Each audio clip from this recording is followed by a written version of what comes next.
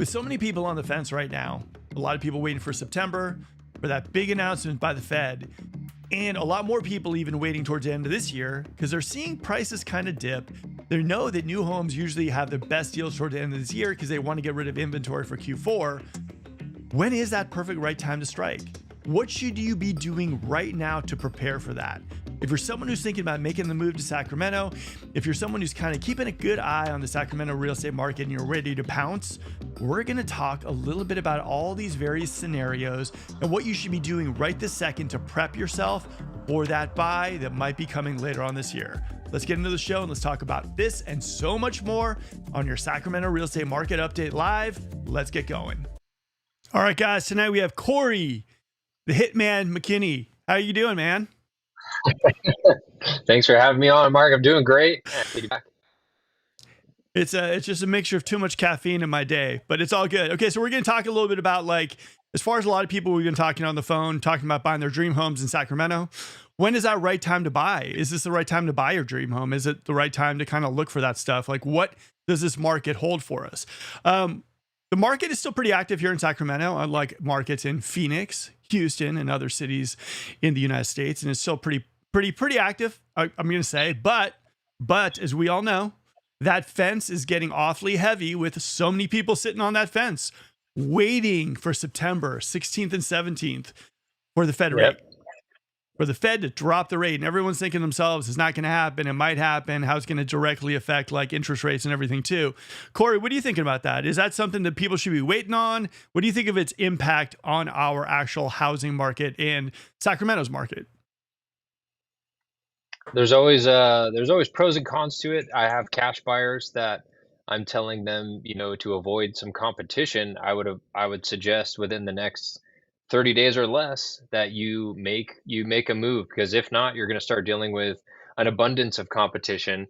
But on the other side of it is that there will probably be a larger amount of inventory, probably not instantly, but probably 30 days after a rate drop happens, people get adjusted to that. I would expect to see and more inventory hitting the market. So yeah, it's tough to say. I would say just keep an eye on that market, and if you find a home you love now and it's priced right, and you're a cash buyer or you're not as affected by interest rates, you don't mind refinancing later, I'd jump on it. Okay. Here's the thing, guys. Also, when the Fed drops a rate, it's for, like it's like credit cards, car loans, this kind of stuff. It doesn't necessarily mean mortgage rates are going down. Mortgage rates are more tied into the bond market, the 10-year treasury yield or rate. And so if you could see this, basically it lasts like since 2014, it's been basically on par. I mean, the truth of the matter is, if you want to see how mortgage rates are going to do, you should be looking at this as far as the treasury yield and is what the rate looks like, because it's going to be like the higher the rate, the higher the mortgage rate. And so that's one thing you should be looking at. And it gets a little confusing for a lot of people, and I get that.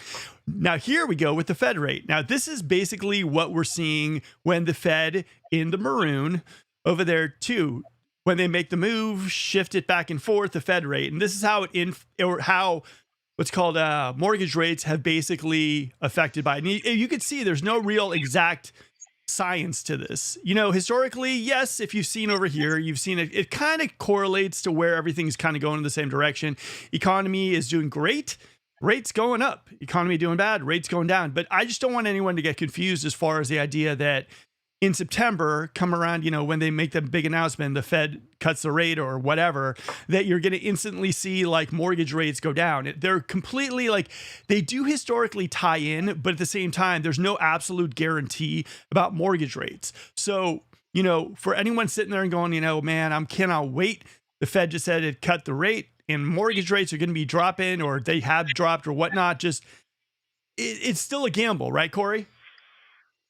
Yeah, absolutely. And what you'll start seeing is lenders and institutions will start cutting their rates before, when they start expecting the Fed to make an announcement on the federal fund rate getting cut. So that's why we've already seen rates drop before this has been announced. The data is already there, so these banks and institutions are already adjusting that, and they're already slowly moving these things down so that when it comes, there's not a sharp hit. They like to slowly pre-adjust these things. So I think we're starting to see some of that already. And come 17th, 16th, when they have that announcement, I think we'll see a little bit more movement. And based on the data and their announcements, it sounds like there's going to be at least one other cut this year. With that said, if there's only going to be one cut this year, I would expect it to be a little bit larger. Now that they're planning two, they're probably going to slowly, incrementally move us down, especially since we haven't had an adjustment in a while. So that's what I'm expecting. So if you're looking for, like, a drop to 5.5% overnight, that I wouldn't say that's going to happen. But if you're looking for some incremental drops that is going to make your affordability a lot better, make your payment a little more manageable, then now's the time to get in there. And if it continues into 2026, based on what the data and everything that's showing now, if we continue on this path, it should only provide more opportunity for you to refinance at a lower rate in the future. Exactly. And here's the thing, guys, too. Also, just so you guys know as well, too, like there's no guarantee, right? And what I've seen more than anything is that when Mr. Powell comes out with his tie looking all sharp, makes the announcement, for some insane reason, what I've noticed is the next day, rates actually start ticking up. And so just be aware that there's no real like guarantee science. This is what's going to happen. As Corey mentioned, and we've talked about this on the show, is that we could actually right now be feeling the drop, right? This could be something that they said, no, this is what you guys have been feeling the last couple of weeks. So don't expect some big, huge drop to happen and everything too. It's going to be funneled into the market slowly, and, we'll be at, I mean, haven't you guys kind of noticed that we've dropped to 6.5 and we were at 7 and we were hovering around 7 for a while? So just understand that, like, there's no guarantee. And as you see in this chart right here, like I said, there's no guarantee. Fed cuts the rate, mortgages go, all sorts of stuff. The thing you got to be watching, like I said, is the 10-year treasury rate. That's where everything is tied into the mortgage rate. So just want to clear that up for you guys too. And I know a lot of people are on the fence, and I'm not telling you not to be on the fence. Honestly, I'm not saying don't be on the fence. When it's your time to buy, it's your time to buy. And if you're time in the market, I wish you the best of luck. I've seen people lose more than win on that. I would say, though, if you're sitting there on the fence and you're saying you're bored sitting on the fence, and you're thinking to yourself, I can't wait for my time to buy, do your education piece. Figure out where you want to buy, communities, neighborhoods, floor plans, schools, like go out there and just kind of give it a little bit of a look-see and see what you like. For me, that's what I would do. I mean, it's crazy. I see, a lot of people, they'll spend about a year researching a TV, but a house, they just say, hey, rates are down, I'm buying what I can get. So I would say for you guys out there too, my biggest recommendation is don't time the market. Time your life, don't time the market. But if for some reason you're saying to yourself, I really need the rates to drop for me to jump into the market, use this time at least to know what you're looking for when the rates, if the rates drop, you actually know neighborhoods, communities, and also the other thing too, to get really, really educated on the market is know pricing. Pricing is wonky. There's still stuff that I look at and I go, that's overpriced. That's just like, why would you even list a house at that price? And there's some houses that I say like, ooh, that's priced pretty aggressively. That thing is going to fly. So one of the things you guys got to kind of see is just know the square price per square foot, know what areas are moving quick, what areas aren't. You know what I mean, Corey? So, yeah, absolutely. And I'm seeing, I'm seeing some properties sit with no showings for 35 days. I had another agent in my office a while back. They've been on market for 58 days, not one showing.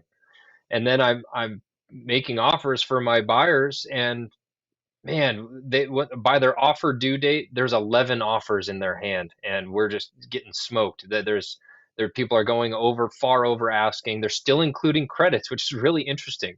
They're going over asking, including a credit, and hoping that they appraise at the asking price, or at the purchase price, and still being able to capture that credit. But I think in the next 30 days or so, we're going to see a massive decline in buyers asking for credits or offers getting accepted that include credits.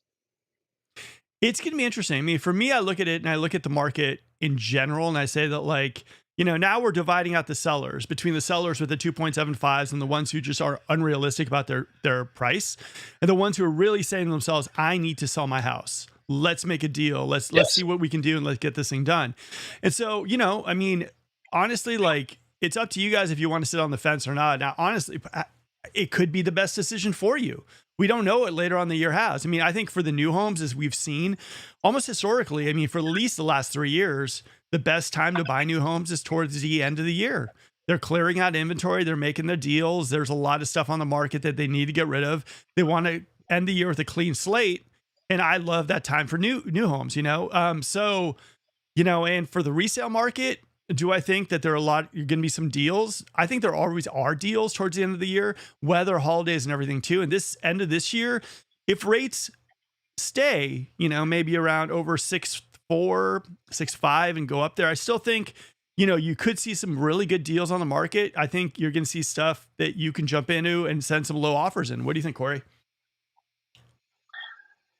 Yeah, conversely, I see if these rates do drop and we do see a secondary drop before the end of the year, I could see the market just being wild through the winter. And then if they continue to decrease through spring, 2026 is going to be a very busy year in the real estate market. You're going to see a lot of activity, a lot of sellers coming to market, and it either really it crosses that threshold when there's active buyers on the market. Properties are going for a little bit more than they have been over the past 6 months.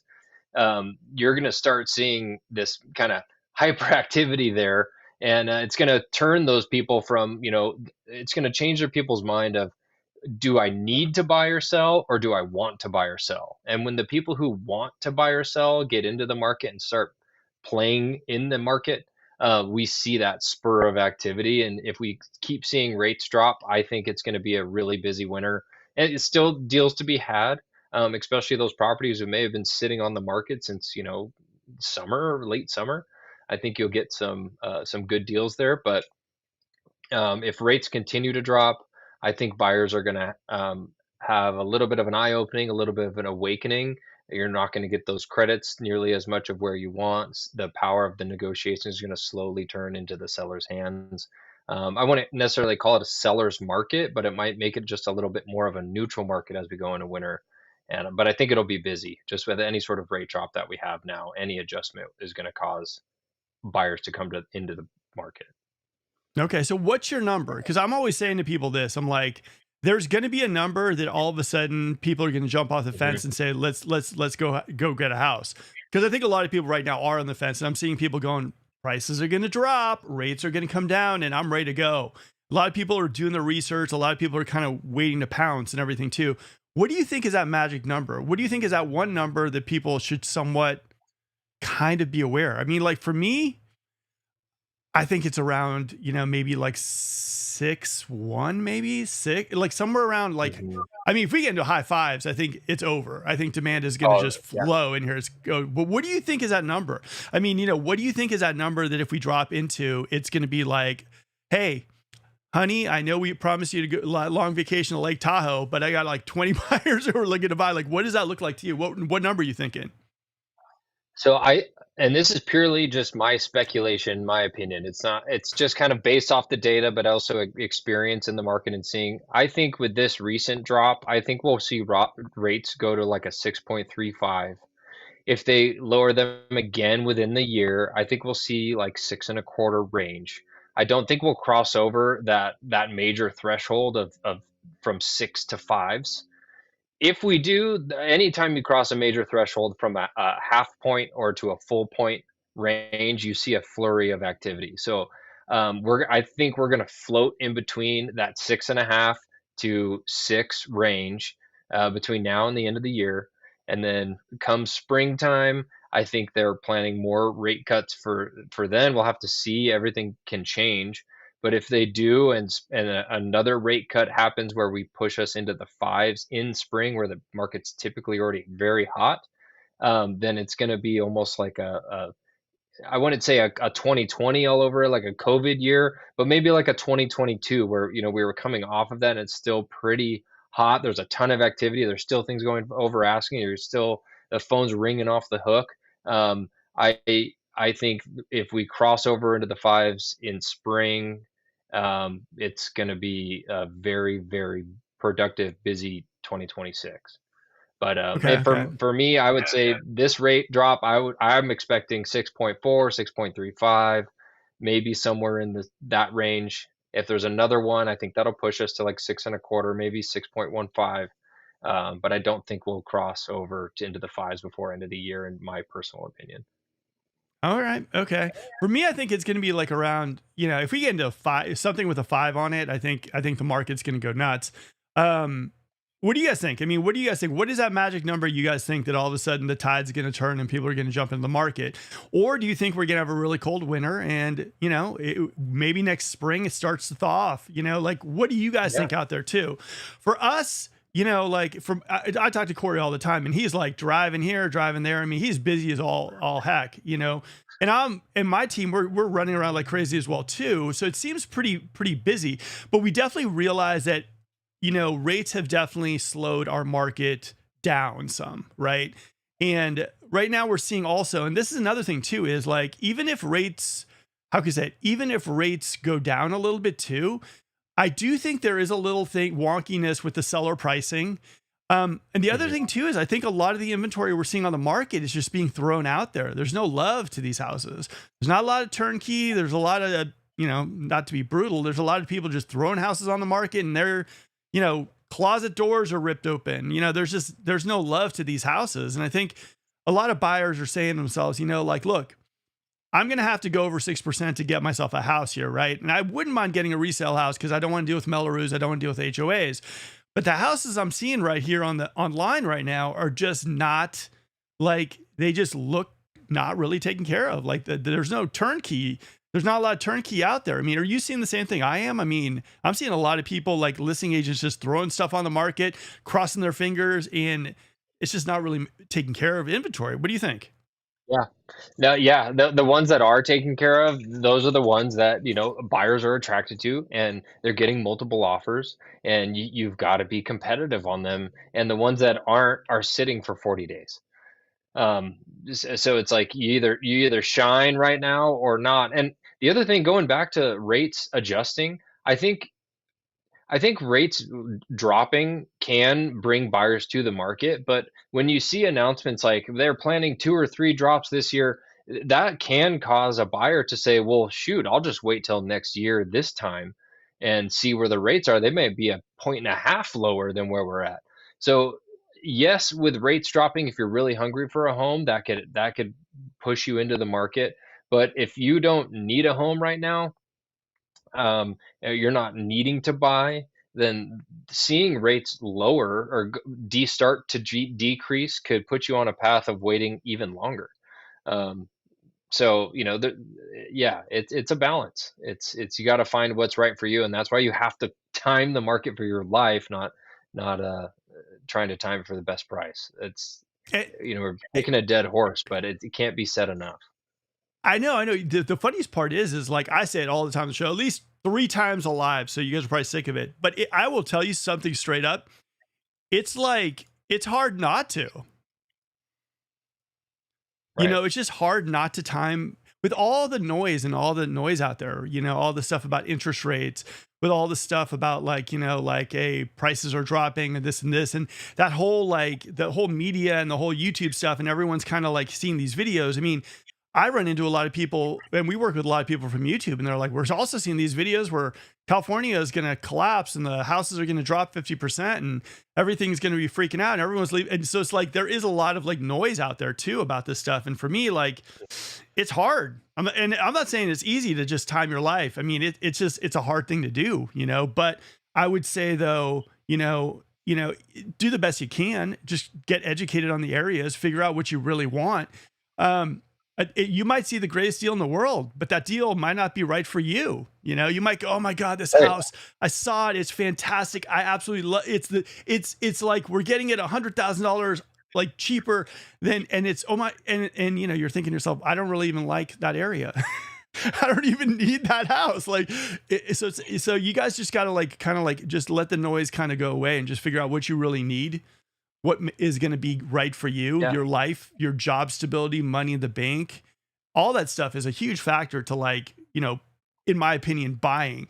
And I think all this noise, you just got to kind of put it aside a little bit and just kind of factor in on like the here and the now, and just, kind of what you need, because I think, Yeah, you don't want to go to Costco when you're hungry, then you all of a sudden you leave with like a lot of food that you don't need. In the thousand housing dollar market, you don't bill. do that Yeah. as well too. I know.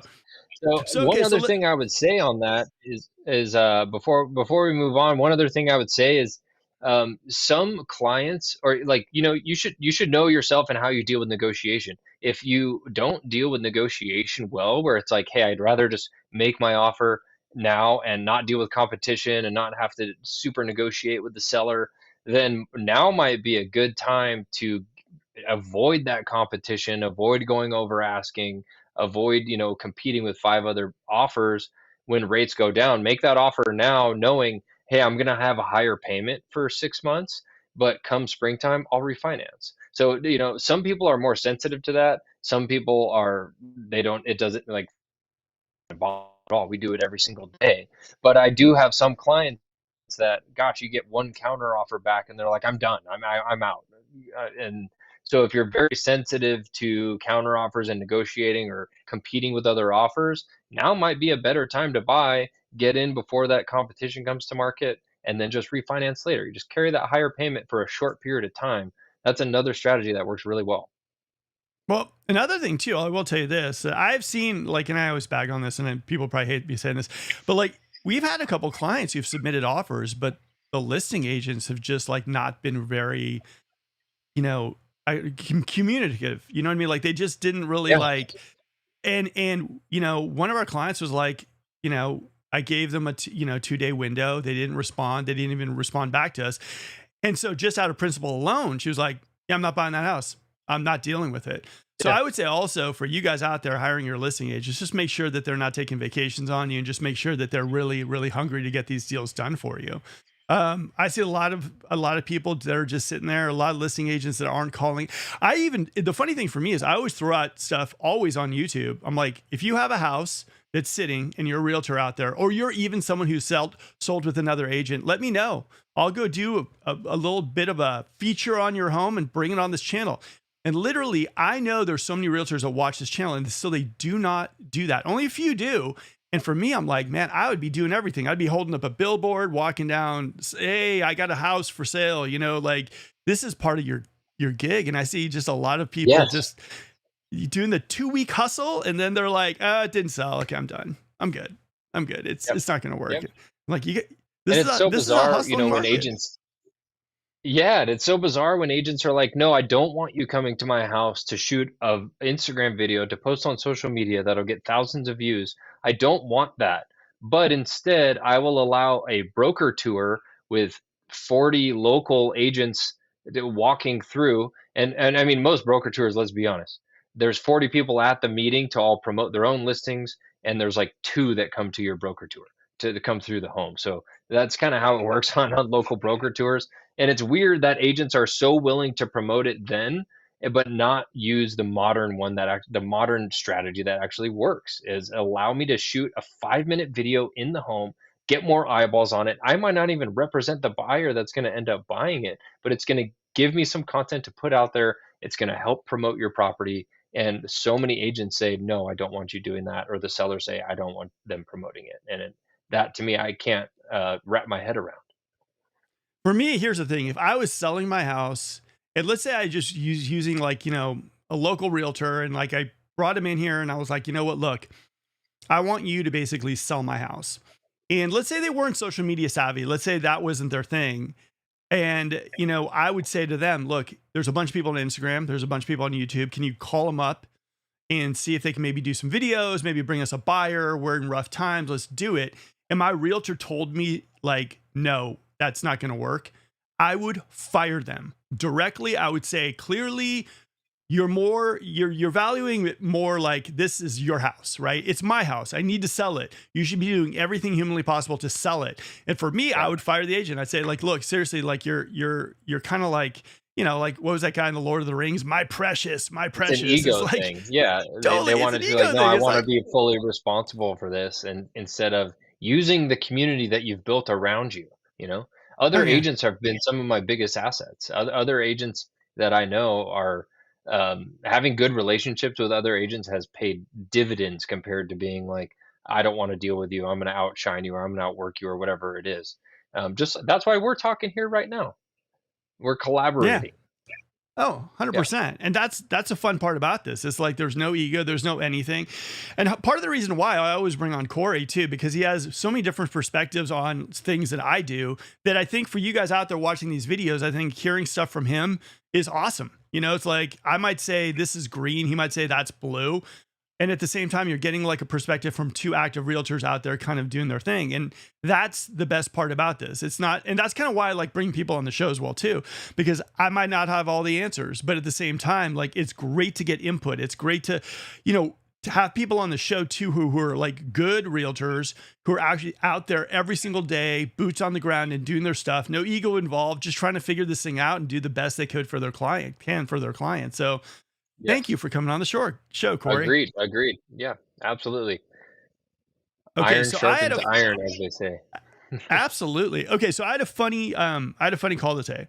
Oh, here we go. We got a couple more questions. Many houses, Jessica says, many houses are tired. I know. Honestly, like they're just so, I mean, I don't know. I think that the houses I see flying right now are the ones where, you know, either they're really nicely maintained or they spruced them up, sprinkled a little like contemporary fairy dust on them, and all of a sudden they look a little prettier and they fly. You know, I Yeah. think people right now don't have a lot of money left over once they buy a house, Yeah. and they don't want to drop $100,000 to make the house like, you know, perfect for them. They want the house perfect because they're paying a high interest rate. So I think it'd be really, really nice to see some houses with a little bit of love on them. You know what I mean? What do you think, Corey? Yeah, that too. And I think, sellers are in the same position where, the economy's not booming, money's tight, everything's expensive. And so I think a lot of sellers are in the position would say that what they would like, I would love to fix this thing up and get top dollar, but we're just not in a position to do that right now. And that leaves these houses kind of just sell as is situations. Um, and yeah, it makes it tough. Oh, yeah. There's a select amount of buyers that are able to pick up one of those as is houses and have the funds to turn it into something they want. Um, Oh so yeah. it makes it a tough market. And then you got the half flips. And then you got like, oh, hey, why is that wall painted and this wall isn't painted? You're like, oh, Yeah, I guess they ran yeah, out of money for paint. And so, yeah, yeah. I You just have think there's a little bit. The other thing too is, and wood I was telling you paneling with. oh yeah, Sorry, go ahead. totally. Like, oh no, no. But for me, part of the thing is too, is like, I do think that, you know, and I think this goes to everybody. I mean, like, understand that your home is your asset, right? And it might take a little time to water the yard or to maintain the paint in your house and everything too. But I guarantee you, and I'm telling you this as a realtor, you know, like at the end of the day, when you go to sell your home, a house that's been well maintained, refreshed now and again, taken like, you know, you love your house, you treat it really, really well, you're going to get top dollar for it. Houses that you let just deteriorate and you just kind of like, just, you know, all the maintenance let go by the wayside. Those are the houses that are sitting right now. And this is just, understand this is, if you guys bought your house, you guys are living in your house, you have even no plans to sell your house, just keep your house maintained the best you can, because at the end of the day, that's your, like that, I guarantee you it will pay off in the long run. You know what I mean? Right, Corey? Oh, it pays dividends. Yeah, if you just take care of that basic stuff. I mean, you're eliminating multiple factors on a home inspection report or pest inspection report that would scare off a buyer or cause them to say, "Hey, we want a $20,000 credit because all these things are messed up."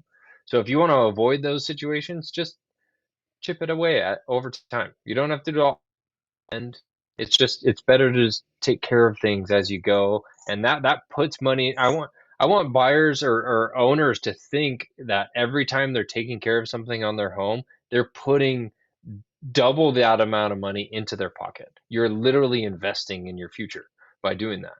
And a lot of people don't think about it that way. They think like, oh gosh, there's a rotten Mhm. board under my home, under the floorboards. I got to pay $1,000 to go fix it, and I'm not even going to see the benefit of it. But at the end of the day, when you end up selling, you will.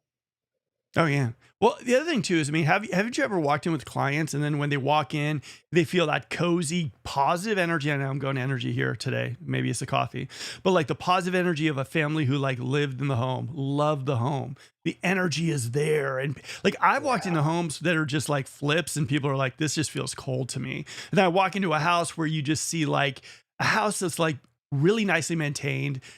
Clearly, the people love the home. And there's just that energy. I don't even know how to describe it than that. But like, I have clients who just like fall in love with houses based on like, yeah, people seem to like love this house.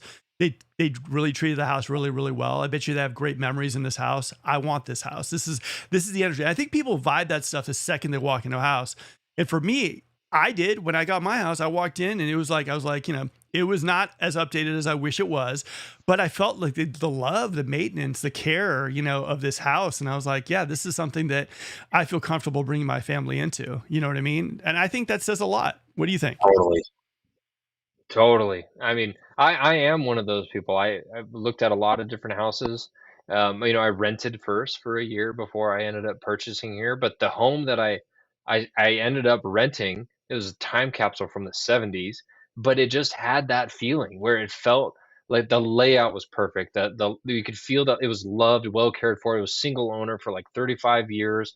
We got to talk to them and understand all the things they've done to the home, and they weren't really good at upkeeping it, to be honest. But it spoke something to us, and um, we this is the one we bought. We ended up buying it from them, and now we're slowly going through fixing all the stuff that are either outdated or.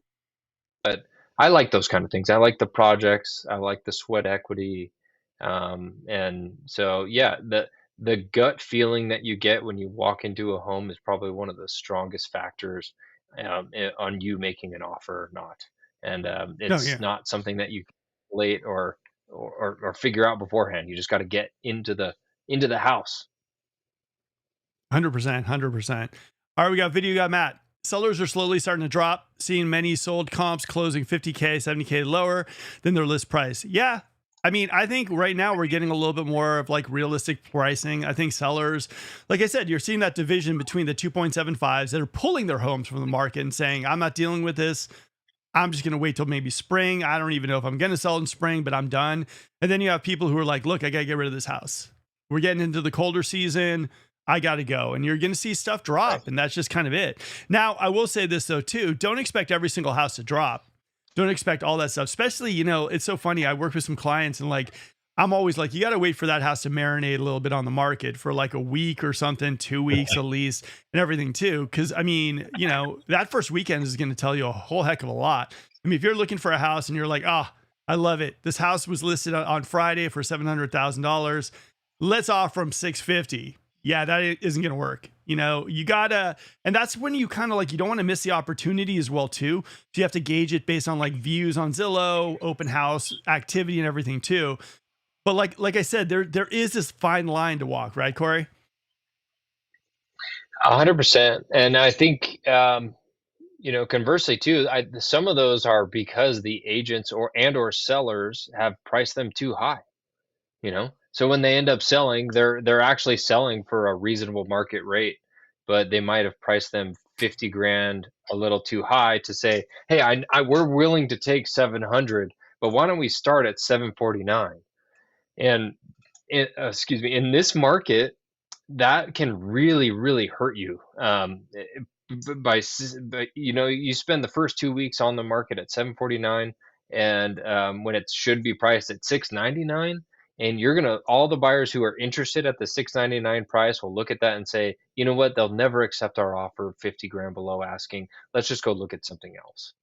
And so, yeah, I think it's partially some homes being overpriced, and I think the other hand is some homes are priced reasonably, but they're still having to come down because prices are dropping. And I think buyers are also there's so much news and they call it FUD, like a fear and oh gosh, I'm going to butcher the name, but it's like a fear and news that comes into the play about interest rates, and it makes them hold off.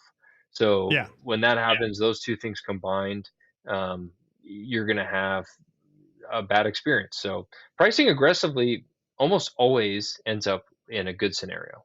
But it puts sellers on edge because they don't want to undersell the home. But buyers dictate the price most of the time. It's not Oh really yeah. what we want or a seller wants. A house is only worth what someone's willing to pay for it. At the end of the day, Yes. that's what you got. Our video guy Matt says buyers, time to time to offer much less. Don't worry about hurting feelings. Offer low. I will say this though. I mean, I do agree with that as far as offering low, but also understand that like if your offer doesn't get accepted, you have to have that kind of like, how can I say, like that thick skin both ways, right? So you can't be just like, I'm just going to throw out an offer and everything too. I can't believe they didn't accept it. Why didn't they accept it? Like you have to kind of have that, because we do have a lot of clients we work with that are throwing low offers in and they're like, well, they're not responding to us. They're not this. So you got to kind of gauge the situation. And I think that like, if you're going in for those low offers, you have to understand that the seller doesn't necessarily have to take it. I mean, they could literally just not even respond to the offers. I mean, I've been on the listing side of stuff and we've gotten low offers and I'm like, hey, this came in for you. You guys want me to send it over? No, I don't even want to look at it. And it's done. So just understand that you can send that low offer in, but just understand that like the seller, you got to kind of gauge their state of mind and everything too. And if you really love the house, you could go in and insult the seller and then all of a sudden you start in a bad foot. So I would say, yeah, I mean, video guys, Matt, he's right about the idea. If you're saying to yourself, I just want a 3 and 2, I want to keep it under $500,000. I saw like 15 of them. Don't really care which one I get. As long as I get one for a good price, I'm good to go. I would say that strategy is great. But if you say to yourself, oh, that one house, my wife absolutely loves. And if I don't get that house, she's going to kill me.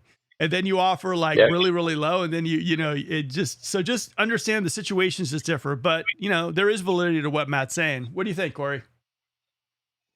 Yeah, I just had a buyer that was willing to go over asking for a home. They've been looking for 2.5 years, have gone through multiple agents, and now I'm working with them, and we've been working together for quite a while. But they have a lot of specific check boxes, and I found this perfect home, absolutely perfect. Below, and my advice was, if you love the home, offer the highest price that you can go to sleep that night, and if it goes for higher than that, you can feel confident that you didn't get it, and you can move on with a clear conscience. And they Yeah. said, no, well, we're willing to go 15 over asking, but we're going to offer asking. And I said, okay, there's no guarantee they're going to counter us. We know there's multiple offers coming in. Are you sure you want to do that? Yes, absolutely. We don't want to risk losing out extra $15,000. Sure enough, they accepted a different offer, and they were extremely angry, saying, offer them 15,000 now, offer them 15,000 over now. We'll close in 2 weeks. We can put extra $100,000 down instead. We'll cash out investment. And then I'm like, it's too late. You missed it. And Yeah. I wish, you kind of want to shake them sometimes and say, listen to me beforehand. You read it, by not offering that extra $3,000-4,000, then just do it up front. And if you don't get it, you don't get it.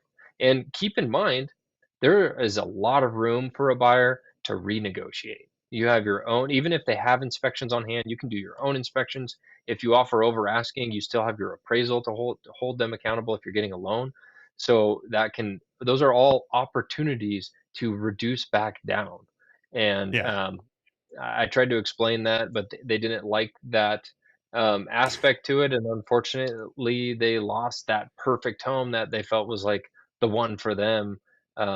So I would say offer what you're not going to regret it. Offer what you're not going to regret the next morning on. And then if you get into contract as a buyer, you have a lot of room to renegotiate back out and evaluate that, but there's some strategy in getting a property under contract, and then you have the control.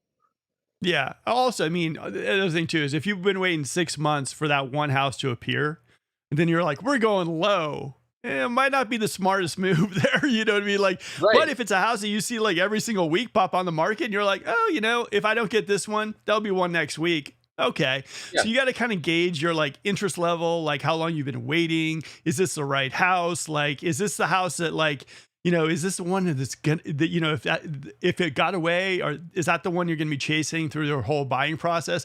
Because, like Corey and I both have stories about this where, I've been working with buyers and they missed out on a house because, they wanted to go low. And honestly, for the remainder of the time we're looking for a house, they're like, Do you remember 130 Elm Street? Man, that was a great house. And you just don't want It to, you becomes got the to gauge your, standard. It oh becomes the yeah, that, standard that it's always compared to.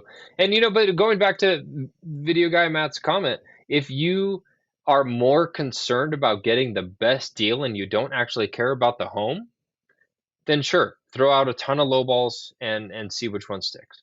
But if you care yeah. about the home and you have particular needs, then I think a little bit of a different strategy is I agree. I agree. I totally just gauge your interest on the house. And if you're really, I call it the liked, loved, and lost. You know what I mean? People are like, I like the house. And then, a couple days later, you know what? I really love the house and it's already gone. And then you're like, oh, it's gone. So yeah, you just got to gauge your interest. You don't want to be chasing that house because that's horrible. Not to mention, here's the worst part, right? Okay, so you find this house that you absolutely love and you go low. Someone else gets the house, and then you get a house in the same neighborhood that's not as good as the one that you wish you would have gotten, and you got to drive by that house every single day. That's not fun at all. That's like, oh, that one That's had the brutal. pool that we wanted, right? Oh, that one had the pool. Yeah, that one did. It's When that okay. one One comes day on we'll get a market, we're pool. gonna buy that one. Yeah. Totally. All right. James says, for new construction home, is there any benefit or drawbacks to working with a specific realtor, or should I go directly through the builder sales office? One is, I will tell you this. It's totally up to you what you want to do. Like, I know most realtors are going to say, oh, we can negotiate for you. We can do this. We can do this. Here's the thing. And this is just as transparent as you can get. The realtors have, let's just say, a certain amount of money set aside if you want to bring in a realtor, right? So you don't get that money. The realtor, like if you bring in a realtor, the builder normally has this little bit of money that they will give to the realtor. Now, they won't give it back to you. They won't add it to the deal. You don't get really anything. You just have this like money that you can use for a realtor, or it just basically goes up in thin air. Now, I will tell you one thing is, like I've seen a lot of realtors out there too, signing people to 3% buyer brokers. And then at the end of the transaction, the builder might pay out a certain amount of money, and then you have to come out of your pocket for the remainder of the money. And you're like, wait, hold on, this stinks. So I would say number one is, if you are going to work with a realtor and you say, you know what, Mark said that money's there, we got to use it for a realtor or not, and we want this extra set of eyes, make sure the realtor you're working with is like good with the idea that the builder, whatever the builder's paying, that's what you guys are getting. I'm not one penny out of my pocket. I'm not doing that, because I've seen people totally screwed on this, where they get to the finish line. And, a lot of people who go new homes want the incentives. They can finally get their home. And then at the end of the day, the builder's like, I'm going to pay your realtor 10 grand. And your realtor signed you to a 3% like buyer broker. And your realtor's like, well, the builder paid me 10 grand, but you owe me another 5 grand. And you're like, wait, hold on. The builder was supposed to pay you. Oh, they were, but the buyer broker said 3%. And so now you actually have to come out of pocket to pay me. So one is, make sure that whoever you're working with, if you go the realtor route, they're good, and they sign a document that basically says the builder will pay me my fee, pay your fee, the fee of the realtor, and not one penny out of your pocket. And also make sure that the realtor, you guys are on the same page, where they're going to inspections, they're going to look over contracts, they're going to give you a little real estate therapy as well too. The builder's contract is crazy. Like the regular resale, like purchase agreement is about maybe like 19 pages. Builder contracts are like 120 pages, and they're just nuts. Mm-hmm. They're really, really insane. So I just say, make sure that you have someone that can go through the contracts with you, is going through all the inspections with you, can tell you which upgrades are better, what things you should put money towards, all that stuff too. Now, negotiations, every realtor underneath the sun is going to say, I can negotiate for you. It depends, right? If you're going for that one house that has that amazing big backyard and there's 5 other people that want it, you're not going to be able to negotiate anything. I don't care how great of a realtor that person is. It's going to be like first come, first serve.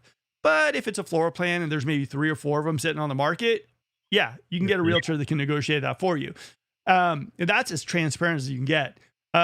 Corey's worked in the new home game. My team works in the new home game. But I would definitely see it. I would also work with a team that not only the builder will pay their entire fee, but they really, really have closed a lot of new home deals and know the difference between builders as well too.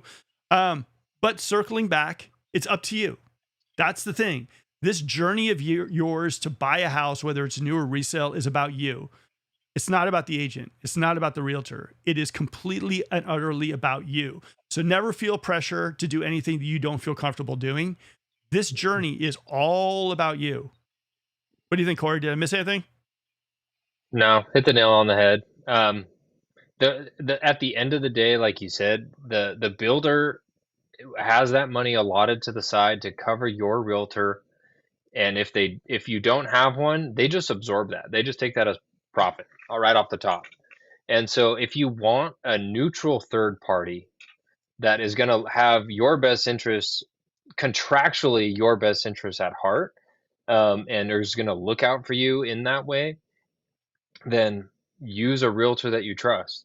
I will say a lot of these new home builders work on like a referral structure where everything is sent to you as the buyer first.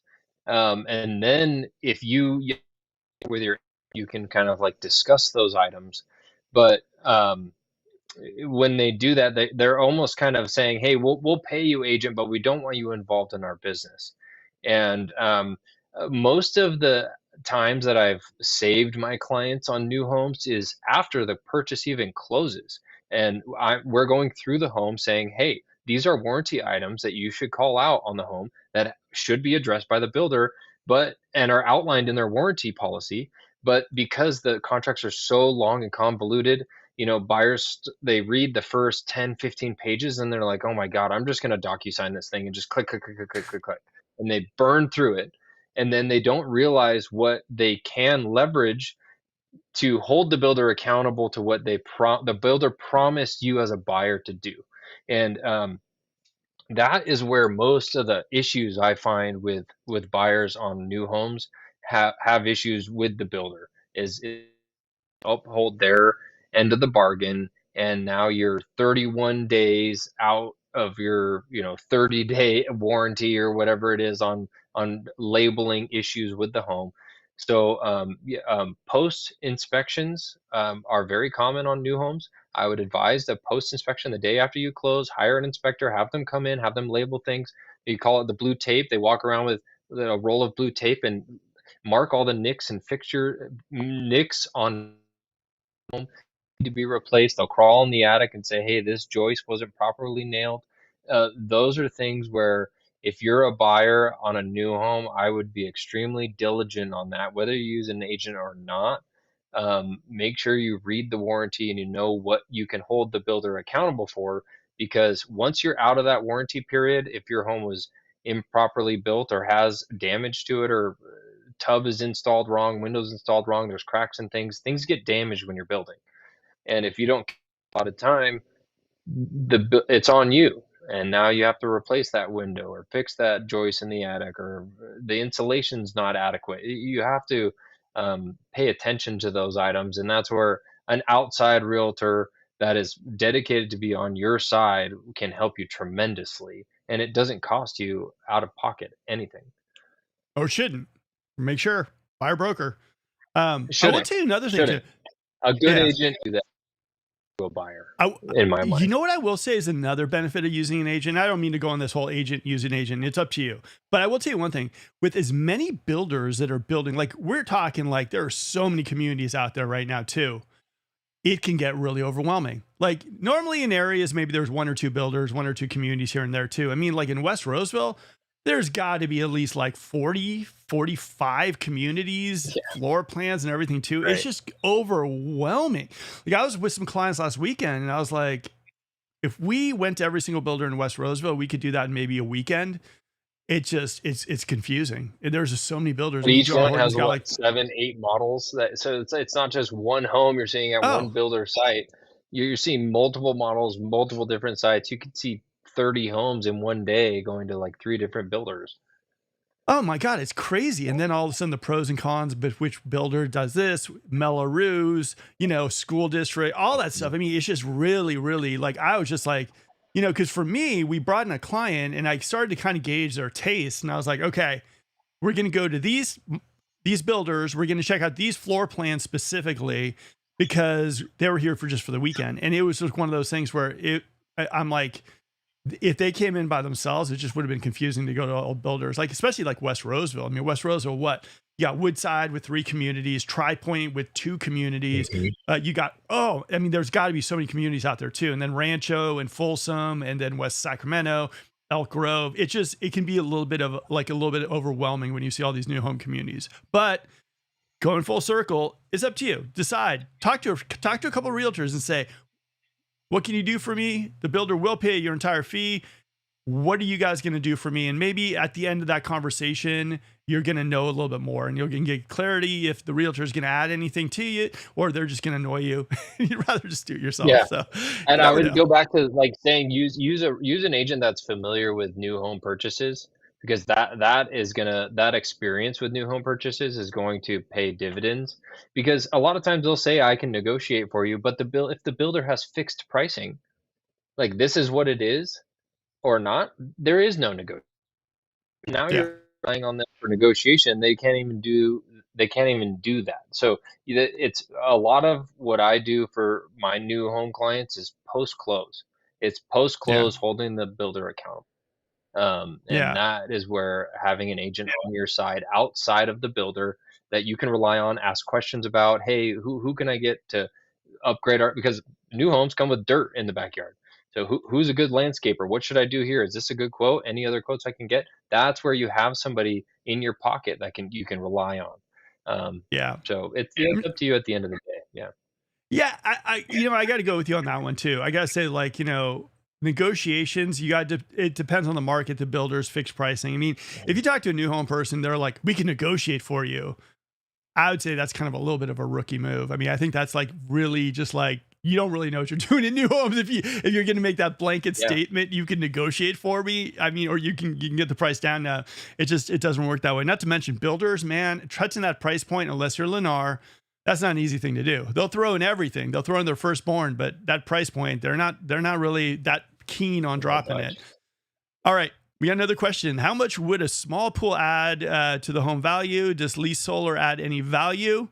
Um, Good Small question. pool.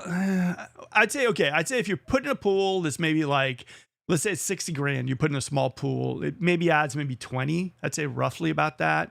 I would say for solar, I always like buying because then it adds value to your house and you get the tax credit. What do you think, Corey? Yeah, lease solar. Talking to the best appraisers in our area, Ryan Lundquist, who runs an amazing blog, Sacramento Appraisal blog. Little plug for him. He does an incredible job from a neutral party of analyzing this data. And I think you're spot on. $20,000 to $25,000 for a pool. Some of my clients sellers have spent 100, 200 grand on a pool with waterfalls and all this stuff, and they'll get 20 to 30 grand a credit on the appraisal for that, and that really stings. But lease solar, most appraisers will not add any sort of value for a lease solar or a power purchase agreement, which sometimes is construed by the solar companies as you own it. Um, but owned solar, especially owned solar that's paid off, you will get some credit for that. It really depends on the size of the solar, the age of it, and what it's producing. But owned solar is where you'll get some credits. If it's leased, you're most likely not going to get any sort of benefit on an appraisal. Yeah. I mean, like Yeah. I said, for you guys too, it's like there is a level of this. Like for me, a lot of people put in pools just for the idea that they're gonna enjoy the pool too. Like that Mhm. I don't know if that could be really measured, to be honest. So yeah. So that's what I'd say. All right, we're gonna do a new feature on the show, the featured property of the week. Here we go. Hey guys, it's Alana. Welcome to the deal of the week. Here we have a super cute 3-2 house in Antelope, like 10 minutes away from Roseville. Schools are like right there. There's a ton of families in the neighborhood.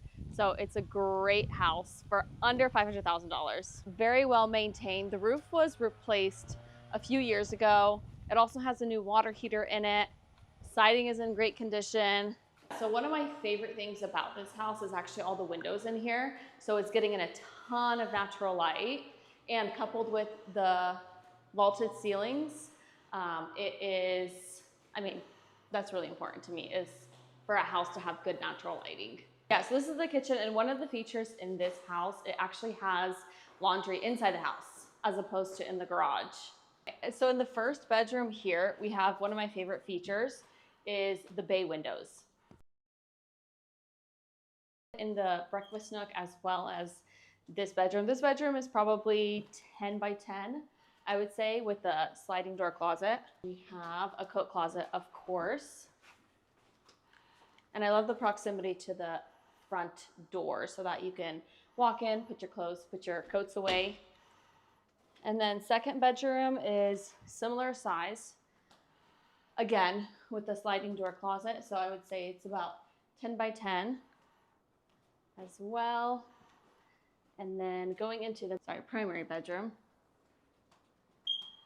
All right, so in here, as you can see, you have a ton of natural light that goes out into the fully landscaped backyard. So you have fresh grass here, fresh bark, fresh plants that have been planted. So essentially it's move-in ready, just ready for your patio set. All right, guys, that house, 480, 3 and 2 in Antelope. Cutest community I've seen in a long, long time, guys. And that is our home of the week. Honestly, this house should fly on. It's just a really cute community, guys. So if you guys are looking for something under $500,000 and you're looking for a house that is basically move-in ready, guys, this is the house for you. Let me know. Like I said, you guys got my number. It's on the banner everywhere too, or just hit me with a message or whatnot. That house is ready to show, and it is amazing. So there we go. Deal of the week. What do you think, Corey? I love it. I love the deal of the week. I mean, when people are looking for a good perfect home. I mean, I think we should do more of that. I think it's great. Cool. And also, guys, one of the things that we are doing, my team's doing from now on too, we're also listing homes in the Bay Area and Lake Tahoe. We're kind of branching out a little bit too. So if you guys are thinking about selling your homes in those areas as well, we would love to talk to you. All right. Oh my God, Mark, Yeah. Corey, we're dying to my precious. I know it is like these listing agents. It's like my precious. It's my listing. It's my house. And I'm like, you don't own it. You're selling it. Do your best to sell it. Go out Yeah. of your way to do it. I honestly, like, guys, pick your listing agents right. Those the old school agents, love them. I'm glad they're doing their thing. But if an agent isn't willing to get on video and talk about your house and tell how amazing your house is and add their ability to sell your house to it and to showcase why your house is amazing in a video and kind of detail that out, like, you're missing a huge audience segment that you could be getting. And if you're someone whose house is just sitting because of it, this isn't that market, guys. This is the market where you got to bust out all the stops and make it happen. So that's what I would say. What do you think, Corey? Agreed. If it's almost a disservice to the sellers by not leveraging every tool you have in your tool belt, even if that means, hey, I know this agent. I reach out when I have a great listing coming on market. I reach out to the agents that are way better than me at social media at highlighting homes. And I say, hey, this is coming on market soon. I'm giving you early access. Go in there and film it before anybody else can. Promote the heck out of it. Tag me in your videos so I can repost them. Tag any other agent anybody else that wants to shoot this home or promote content for this home. You do it. You have free will, and I explain that to my sellers. This is only going to add thousands of eyeballs to your property, and what seller wouldn't want that? At the end of the day, they're looking for a sale. As a listing agent, you're still going to earn your commission on it, but it doesn't always have to be your face on the promotion of the property. Leverage that as a tool. Okay, I'm going to give Corey a little bit of time here to plug something pretty amazing.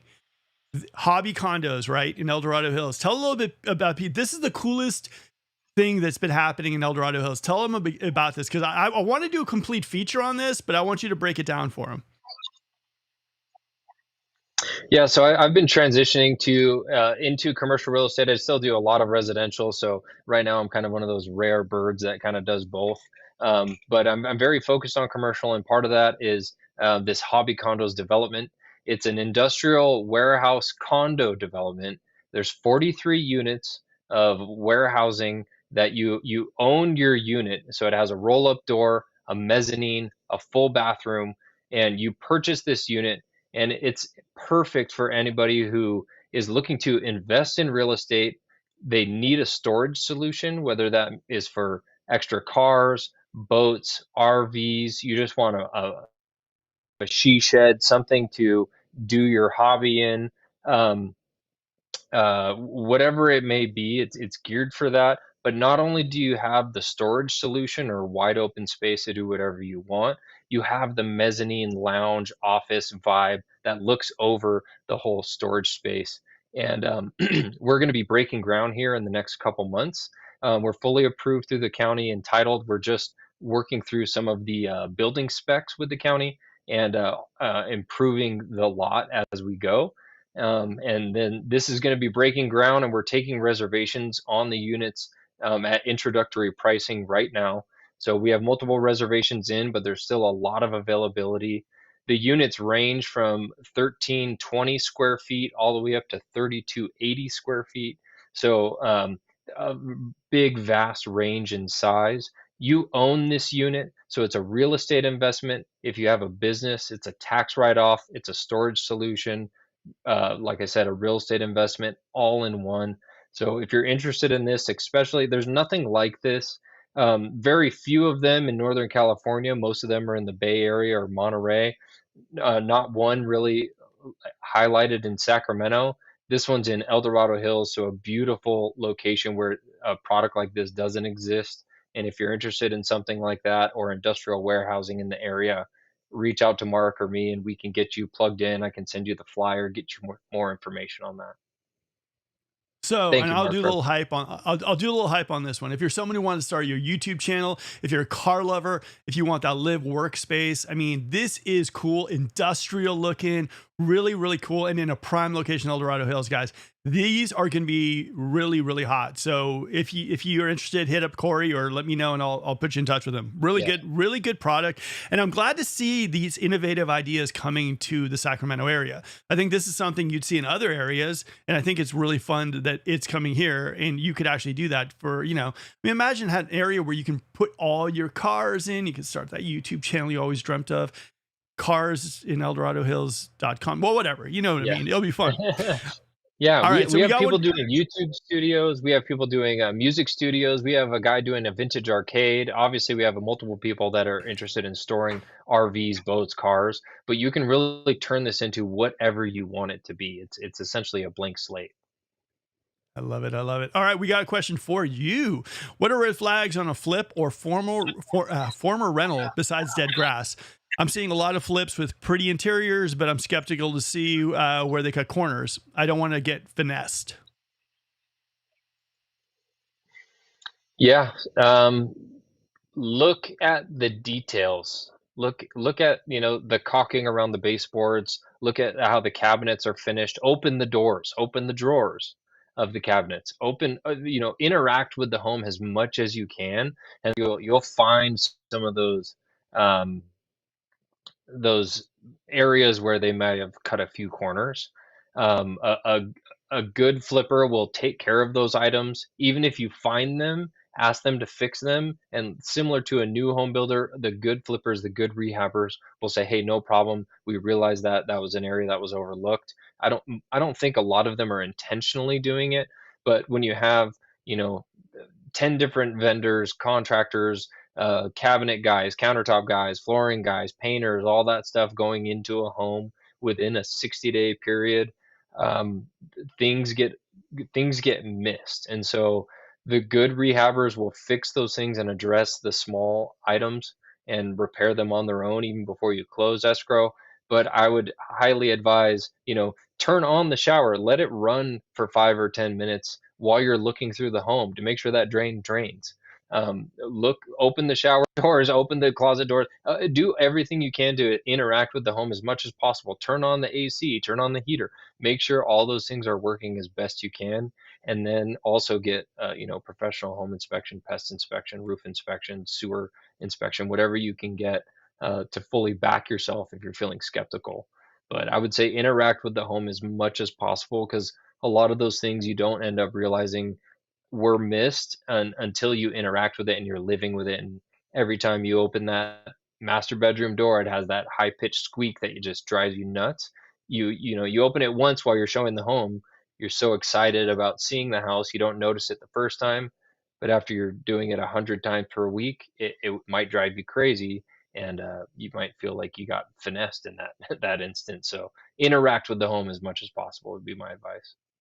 Yeah, I think also some of the stuff that I see also is like when you see the primer white and it's just like, the generic stuff that they're putting in there, the size of the granite. Do you know what I mean? Just like if the flooring, kind of like walk around the flooring a little bit to make sure, like cheap stuff just bugs me. If I see cheap material being used in a house, usually for me, I think for me, my own self, I think the contractor will probably cut corners. I work with really good contractors where they basically won't do anything that doesn't reflect off their name. You know what I mean? Like they'll do stuff, but basically they're like, Mark, if I do this, this is how much I charge because this is me. This is my work. This is a reflection of my reputation. And so for me, whenever I see cheap work, for me, that's a huge red flag. When I see stuff it just looks generic, just looks really like just thrown together. There might not be anything wrong with the house, but at least for me, that just seems like it's kind of, just put together cheaply. Like, and I also say another thing to look at the realtor that's listing the property, find out how many properties like this one the person has on the market.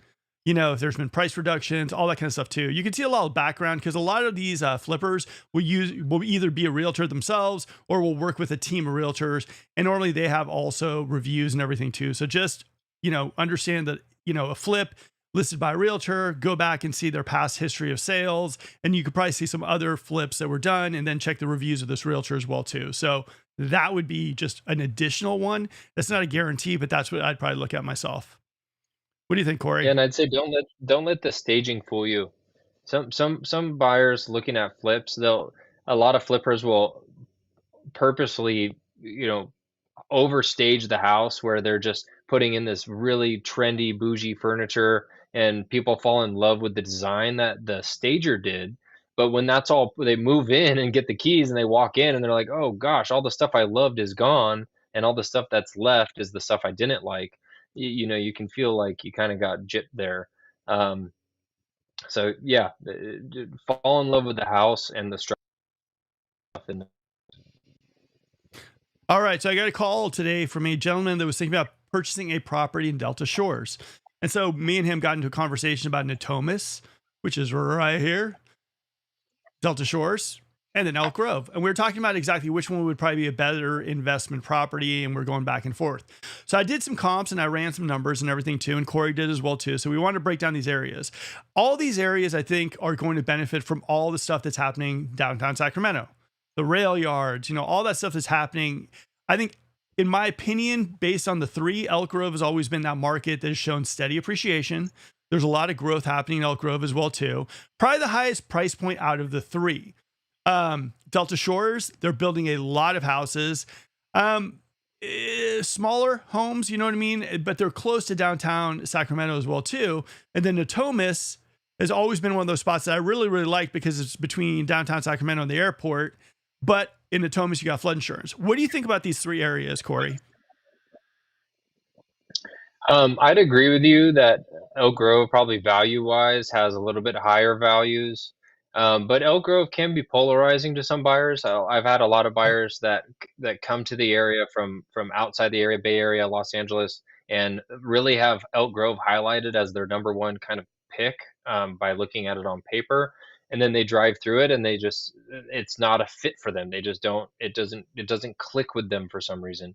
And so if you're looking at that area, I would absolutely look at the Delta Shores area. They have a very large retail hub center already developed in Yeah. Delta Shores. They have a lot of multifamily complexes that are going there that are going to be nicer and higher end and feel very nice and cohesive to the area. But there's also going to build, I don't know, probably 8,000 homes, I think is what I read in that area. So there's going to be a large growth pocket there, and that area, it's adjacent to the pocket and it's adjacent to Oak Grove. I think the growth that's going to develop there will give you a lot of loft and appreciation and give you a lot of appreciation growth in the area. Natomas, with the SAC rail yards, I mean, they're going to build 10,000 homes there. They're putting in the infrastructure for the rail yards project, which is going to be a hub within itself that's close to downtown. I wouldn't be surprised if they put some sort of light rail connecting Elk Grove to Natomas in sometime in the future. But I would keep in mind, the Natomas area, especially where the Sac Rail Yards project is, where the Sac Republic Stadium is going to be built. That's the soccer team that's here locally.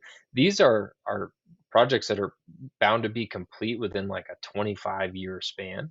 So if you're looking for like, hey, I'm going to buy a house here and then make a ton of money and sell it in 5 years, then you might want to look at other areas that you enjoy and connect with more on a personal level than just purely an investment level, because these things are going to take time to create, and sometimes people don't like living near and in or around a lot of construction going on. So I think there's going to be less I think there's going to be more major development in that Sac Rail Yards area, especially because they're putting in the infrastructure now, which is, the underground piping, the water drainage systems, the heavy duty electrical. They're tying into that. So that's where a lot of that heavy equipment machinery is going in. Delta Shores, you'll see a lot more ground up development, things going vertical sooner than the Sac Rail Yards. Both they're gonna benefit from each other. The overflow from one side is gonna go to the other, and it's just gonna blow up downtown. So if you're interested another one I would throw in here is like the Midtown, downtown, Broadway Yeah. areas. If you're looking at those, um, I think those might even be impacted and have more growth um, than all of these, just because of their location and central location to both. But yeah, lot of development is happening. Sacramento is growing big time. It's going to be a huge hub, which, going even broader, if you just draw a whole circle on this map, all of these properties are going to benefit from these new projects going in. But yeah, I would love Yeah. to hear your thoughts on it. You ready for the tail of the tape? Let's go. Let's All go. right, here, guys. I got some stats for you. All right, as far as Delta Shores nearby, we're talking about rentals for 3 and 2s. I did 3 and 2s just because I wanted to keep it kind of, we're talking about within, 21, 23 a month, which is decent, you know what I mean, as far as for 3 and 2. So this is kind of like, what you'd be looking at if you're an investor and you're thinking about purchasing a home for renting. 3 and 2 over there too. Now, over here in Natomas, for 3 and 2, you got 27 to 29. A lot higher. And then over here in Elk Grove, you got roughly what's called on the higher end, you got roughly kind of close to Natomas. But so as far as basically like rental comps and rentals for 3 and 2, Elk Grove might be just a little higher than Natomas, but at the same time, like Natomas for me has always been one of those spots, even though it has flood insurance, it still draws really good rental comps, especially if you compare it to like Delta Shores. For me, I like Natomas. I like Elk Grove though for the appreciation that happens in Elk Grove too. I think if you look at appreciation wise, and you go back and neck with Natomas and Elk Grove, I think Elk Grove does outpace it. So if you're an investor and you're thinking to yourself about buying a new home or buying a resale home and you're looking about renting it, the main goal was always the appreciation. The cherry on top of the sundae is like how much you can get for rent, right? And that's for the most part what it looks like. So I would say as far as rent goes, Elk Grove edges out just a little bit more in rent. But I think if you looked at it based on appreciation, Delta Shores, Natomas, Elk Grove definitely has that more steady and solid appreciation within those 3 areas. So, and now let's look at this. Look at that as far as prices, right? Delta Shores, okay. We're talking what? Probably like $570 for a 3-bedroom, 2-bath, right? Probably looking at that. And then Natomas, you're looking at look at that. You could probably get something Natomas, 3-bedroom, 2-bath. Probably you're looking probably somewhere maybe in the like high 4s. That isn't bad, especially with that rent return. And then Elk Grove, of course, it's going to be a little higher. New construction, we're talking probably KB. Resale, though, you got a lot more resale in Elk Grove and Natomas as well, too. So it just varies. So this is kind of a breakdown between these 3 areas. Like Corey said, I think these 3 areas are pretty going to benefit from all the stuff happening in downtown Sacramento. I think it also depends on, which one it's like a craps game, which one you want to bet on a little bit more. I think if you look historical appreciation, Elk Grove is just a juggernaut, but you're probably going to have to pay a little bit more to purchase an Elk Grove. Delta Right. Shores, Right. like Corey mentioned, you're gonna have to wait a little while before that, like, you get that really good appreciation happening. Natomas, out of those three, kind of looks like almost like a really kind of a clear winner for the rental ROI. But like I said, Elk Grove still churns it away for the appreciation. What do you think, Corey? Am I on the right track? Yeah, absolutely. And I think, if you're looking purely from an investment standpoint, when you're starting to calculate, when you're looking at investments, it really becomes, what is the entrance price? What is the ROI, the cash on cash return? There's these other calculations that go into play, and where um, just looking at the rental income, or just looking at the entrance price point, or just looking at the potential appreciation, you have to look at them all and put them into the typical investment calculations. What is the cap rate? What is the ROI? What is the cash on cash return? And then, appreciation is a harder one to calculate because you're trying to predict the future. But with those if you're interested in looking at some of those calculations on some of these properties, reach out to Mark or me, and we can run these for you and put these into the calculators that we've developed over time, and build those out, because that's where taking into the expenses, the utilities, the vacancy rates in those areas, the turnover, will really play into your long-term investment. If you're just looking pure, I mean, California is an appreciation state, so that's probably Yeah. where you're going to see most of your growth overall location. And so that includes holding these properties for a longer term. So now, that brings into entrance price point. Is sometimes worth getting into a higher priced property initially, because your vacancy rate's going to be lower, your tenant turnover is going to be a lot easier to deal with, meaning there's going to be less upgrades to the home. They're going to take better care of your property because of the tenant pool that you have. So these are all aspects that we look at, investors and our investors that we work with jointly, to make sure that you're making sure that the expectation that you have from your investment is what you're going to actually achieve in reality, or actually close to it. Where some of these numbers, if you just look at them in one aspect or in one direction, they could lead you down a path where, yeah, it was really cheap to get into and it rents really high. But if you have a tenant turning over every year and they're beating up the home every year, and you have to put 10, 20 grand into the home every time you have a tenant turnover, that could really hurt your wallet. Yeah. So it's a lot of variables. Well, like I said, guys, if you guys are looking for an investment home, if you're looking for an investment property, hit Corey, hit myself. I mean, this is kind of what we do as well too. So we'd love to run numbers for you. And also, like, there's a lot of investment opportunities here. And knowing Sacramento is gonna, you just gotta know Sacramento to know what's kind of like the right spot to go. And like I said, Corey is one of the rare realtors like we are that he works everywhere. Like, like what you can notice about Sacramento realtors in general is they specialize in Folsom or just like Rockland or this or that. They can kind of, journeyman some other spots, but for the most part, like they don't really have that track record of being, they're heavy in one spot, but they're not really good at maneuvering through the areas. And so the thing with Corey is he is always in the car driving somewhere. He's always going somewhere, doing something and everything Always. too. So the thing is, like, you hit Yeah. him with a question. Hey, what do you think? Rockland or, Delta Shores? Would be like, hey, two completely different places, but I was in Rockland yesterday and I'm going to Delta Shores in a couple days. So what are you thinking?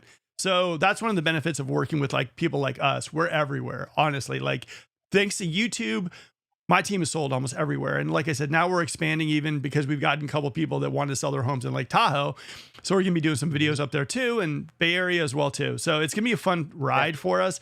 And like I said, it's a fun thing. All right, we got Crowbar. Hopefully you're feeling better. And hopefully you saw that we highlighted that amazing house in Antelope. So there we go. Yeah. All right, let's go to some fun stuff here. What was that, Corey? Crowbar's bring his car to one of the on one of our last shows. He wanted to bring it out and highlight it in one of our videos. So yeah, glad you're back and still watching. And a little plug, I just listed a home, perfect little vacation house in Lake Tahoe too, South Lake Tahoe. So we're all over, like you said. Oh yeah, we might be coming up to film Corey's listing, so it'll be fun. All right, we got Yeah. Matt Barba, the man, the myth, the legend. Matt Barba, one of my favorite lenders in all the Sacramento area. If you guys aren't working with someone and you want to talk lending and everything too, Matt is really relaxed, really good guy. He does everything. He does luxury, he does investing, he does house hacking, you name it, he does it. One of my like the thing of like I love about Matt the most is he's not selly. He's like, these are the numbers. If it works, great. If not, it doesn't work. And this is it. Matt's one of my favorite Absolutely. guys out there. All right. Likewise. This is Corey. How are we feeling about multifamily in downtown Sacramento? Ooh, he's loading it up. Boom. What do you think, Corey? Yeah.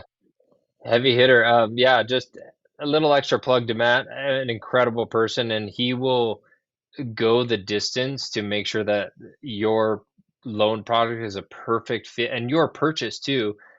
He's a broker as well, so he understands these things inside and out, and he will make sure that this is the right purchase, the right move for you, and he'll go through all those details.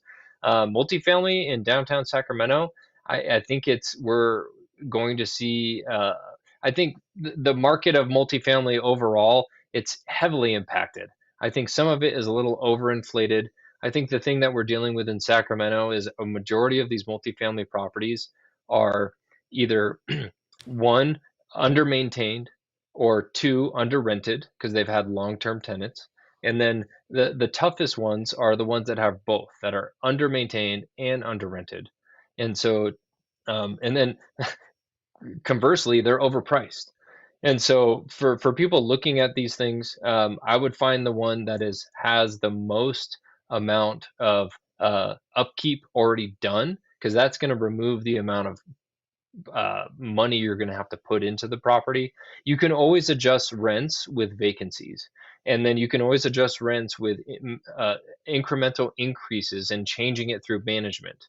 So those things, you have to put money into the property to fix the problems, but you can adjust rental rates and the management aspects. If you're overspending on expenses, you're paying, uh, an absurd amount for the landscaper to maintain the lot because he's maintained it for a long period of time or maybe a short period of time. If you're overpaying for some of those items and you're putting that cost back onto the tenants, that forces the rents to be lower. So with correct management and correct um, increases and adjustments on the rents, you can fix those items and increase the profitability of it. But with multifamily properties that have large deferred items like roofs, HVAC systems, and this is not just one AC system. Some of these properties have 12, 18 AC systems. I sold another unit that has 43 AC systems on it. And so you have to really look at all the variables. The better condition, I would go for a better condition property that has low rents than one that has high rents and a poor condition property in my own mind. Okay. Matt says, stop, stop, stop. It's about the viewers, not me tonight. It's okay, Matt. We like giving Deserve love to the those plug. people who, yeah, you do. And also, send the money to my address. No, I'm joking. Matt's awesome. Like I said, I love promoting good people Yeah. because they're so, it's, like I said, Matt takes good care of you. He's good. Great point. The cost of maintenance is so important. And then we got Pamela here talking about the commercial condos or hobby condos. What will the starting price be for the commercial storage real estate Corey talked about? And will there eventually have this in other areas? Yeah, so we do plan to have this in other areas. We're kind of launching a brand that can be recognized in multiple areas. So this concept is not new by any means. It's been done in other areas, and we use those all as case studies to develop this one. The starting price for the 1,300 square foot, 1,320, 1,350 square foot unit starts at introductory pricing is 381,000 but you own that unit outright, and then it goes up from there incrementally. We have 5 different sizes of units, and so they go up incrementally from there. And if you're comparing this to other industrial condos across the greater Sacramento region, for having an address in El Dorado Hills, which I would say, and Mark, you let me know your opinion on this. El Dorado Hills has a little bit more of a prestigious address in the greater Sacramento area. So to have this in an area like that is going to set you up to have massive appreciation in the long run, whether you utilize it yourself or if you're out of the area and want a good investment for the area, you're going to gain a massive amount of appreciation even from the day that it first couple years. So, I mean, I have a reservation on one myself, and I'm thinking about putting another reservation on another one as a rental because industrial is a very, very hot segment of the commercial real estate space. It's been extremely desirable since COVID era, and we're seeing it continue in its desirability level. People want these extra spaces to do what they want, run a business, do whatever they can. But 381,000 is the entry level to some of that. And I know some of the people out there are probably saying, "Gosh, that's the price of a house." But if you come to El Dorado Hills, see the area, see the appreciation growth, and the amount of investment that's here, would be rather pleased, especially when you compare those prices to what you can get in like Rancho Cordova or Antelope or Rio Linda or wherever these other locations are within industrial areas. It's not that far off from other areas that are far less desirable in my mind. Let me ask you something. Could you live in a space like that?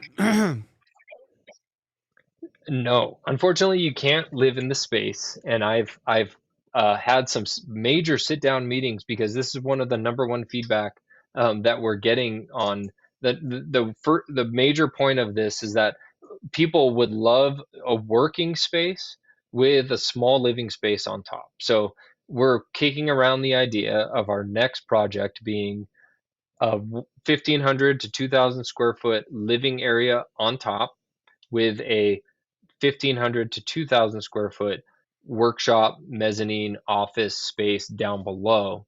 And this is being out in Lake Havasu. There's a very amazing project called the Barn Caves, and they're doing this on a much larger scale. They're kind of like a luxury version of this, where you can put your 100-foot lake boat in there, plus 5 cars and all kinds of things. It's like an elevated scale of the project, but we're realizing more and more that this garage shop space is almost more desirable than some living space. People would give up a 3,000 square foot home to have a 2,000 square foot home with 1,500 square feet of shop space. And so in the commercial region, that's a very popular idea. But the kicker comes with the counties. Yeah. If you're going to develop something that's commercial, they want it to be commercial. If you're going to develop something that's for housing, they want it to be housing. So to get the county to approve of something like that becomes a very tumultuous task that brings on a lot of upfront investment without any guarantee that it's going to end up happening. And so that's where the developers and the people backing these types of projects get hesitant on creating them, even though the consumer is there. Man, I would love that industrial space. Drive on in, like the loft feeling, that urban kind of like thing. That'd be the coolest thing like ever. I mean, my wife would never be on board for it, but I might buy a little YouTube studio over there too, where I could, hang out. Oh, that would be just, for me, that'd be phenomenal. So that's cool. Well, thank you for bringing this stuff to good old the Sacramento Metro. All right, Crowbar, doing much better. Thank you. Mark, got to see my Durango Hellcat. When is the next Cars and Coffee? It's next Saturday, right? 7?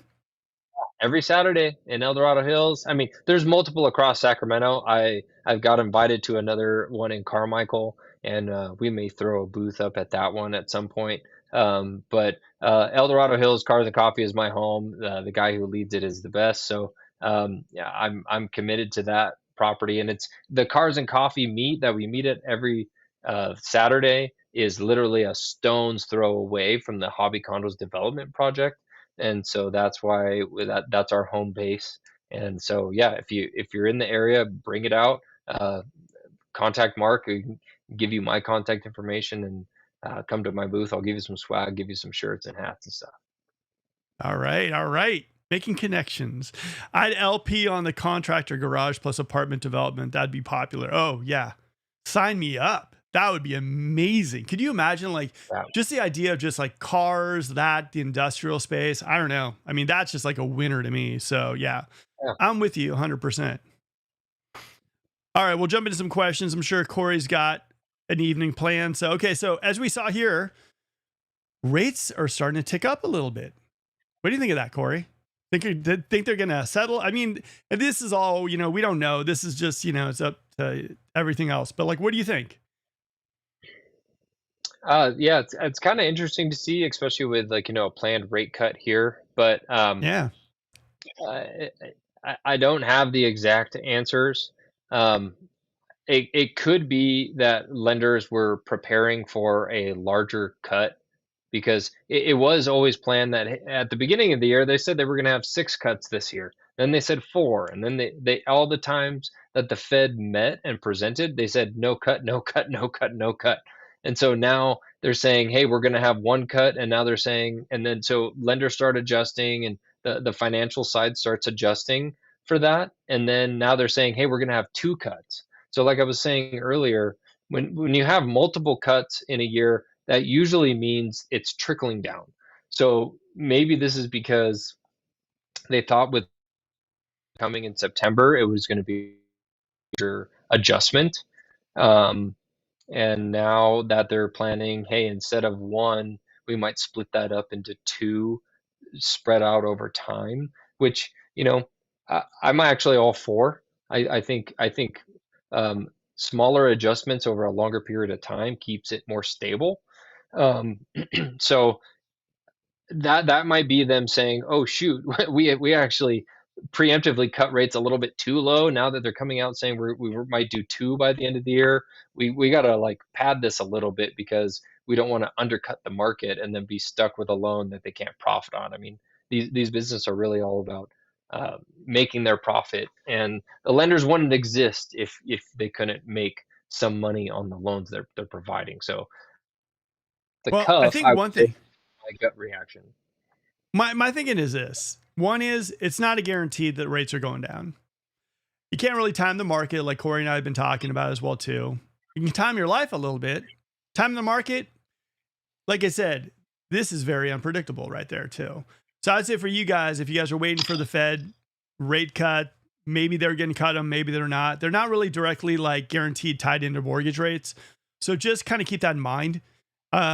Education, time of your life, not time of the market is probably the best advice I can give you. Nothing's a guarantee. Most people probably last week when they saw this kind of dip, most people probably thought that rates would keep going down and down and down. Like I said, there's no guarantee about this stuff too. There's no magic crystal ball that we can read this stuff. I would say for you guys who are looking for, home prices to drop a little bit, you are seeing some of that, right? As far as rates go, that's just unpredictable at this point too. Demand is still trickling in. It's not as great as we wish it was, but again, this is back to school season. And so it is a little slower, but it's kind of where it should be in a weird way, right? I'm not feeling like this is a different, I'm not feeling demand is even lower, right? I feel like this is kind of the demand we get every year when school gets back into session, Inventory, we're getting more inventory on the market. So that's kind of where the market is right now. If you guys have any questions about the market, let us know. But the main thing I would say is if you guys are on the fence waiting for prices to drop a little bit towards the end of this year, you might see it. I mean, we're already seeing prices kind of drop a little bit as well too. As far as rates go, guys, that is up in the air, and I would just never count on that at all. Like I said many times on this channel, I'm skeptical myself. Until I see it, I'm going to believe it. And, I've been misled so many times by people saying rates are going down. I want it for you guys. I just don't know if I'd ever count on it. And I think both Corey and I feel the same way. You can hear the noise. You can kind of say this might happen, this might not happen, but timing the market is just never a good idea. Wouldn't you agree, Corey? 100%. I would say, I think I've said this on the show a couple times is look at a lot of properties.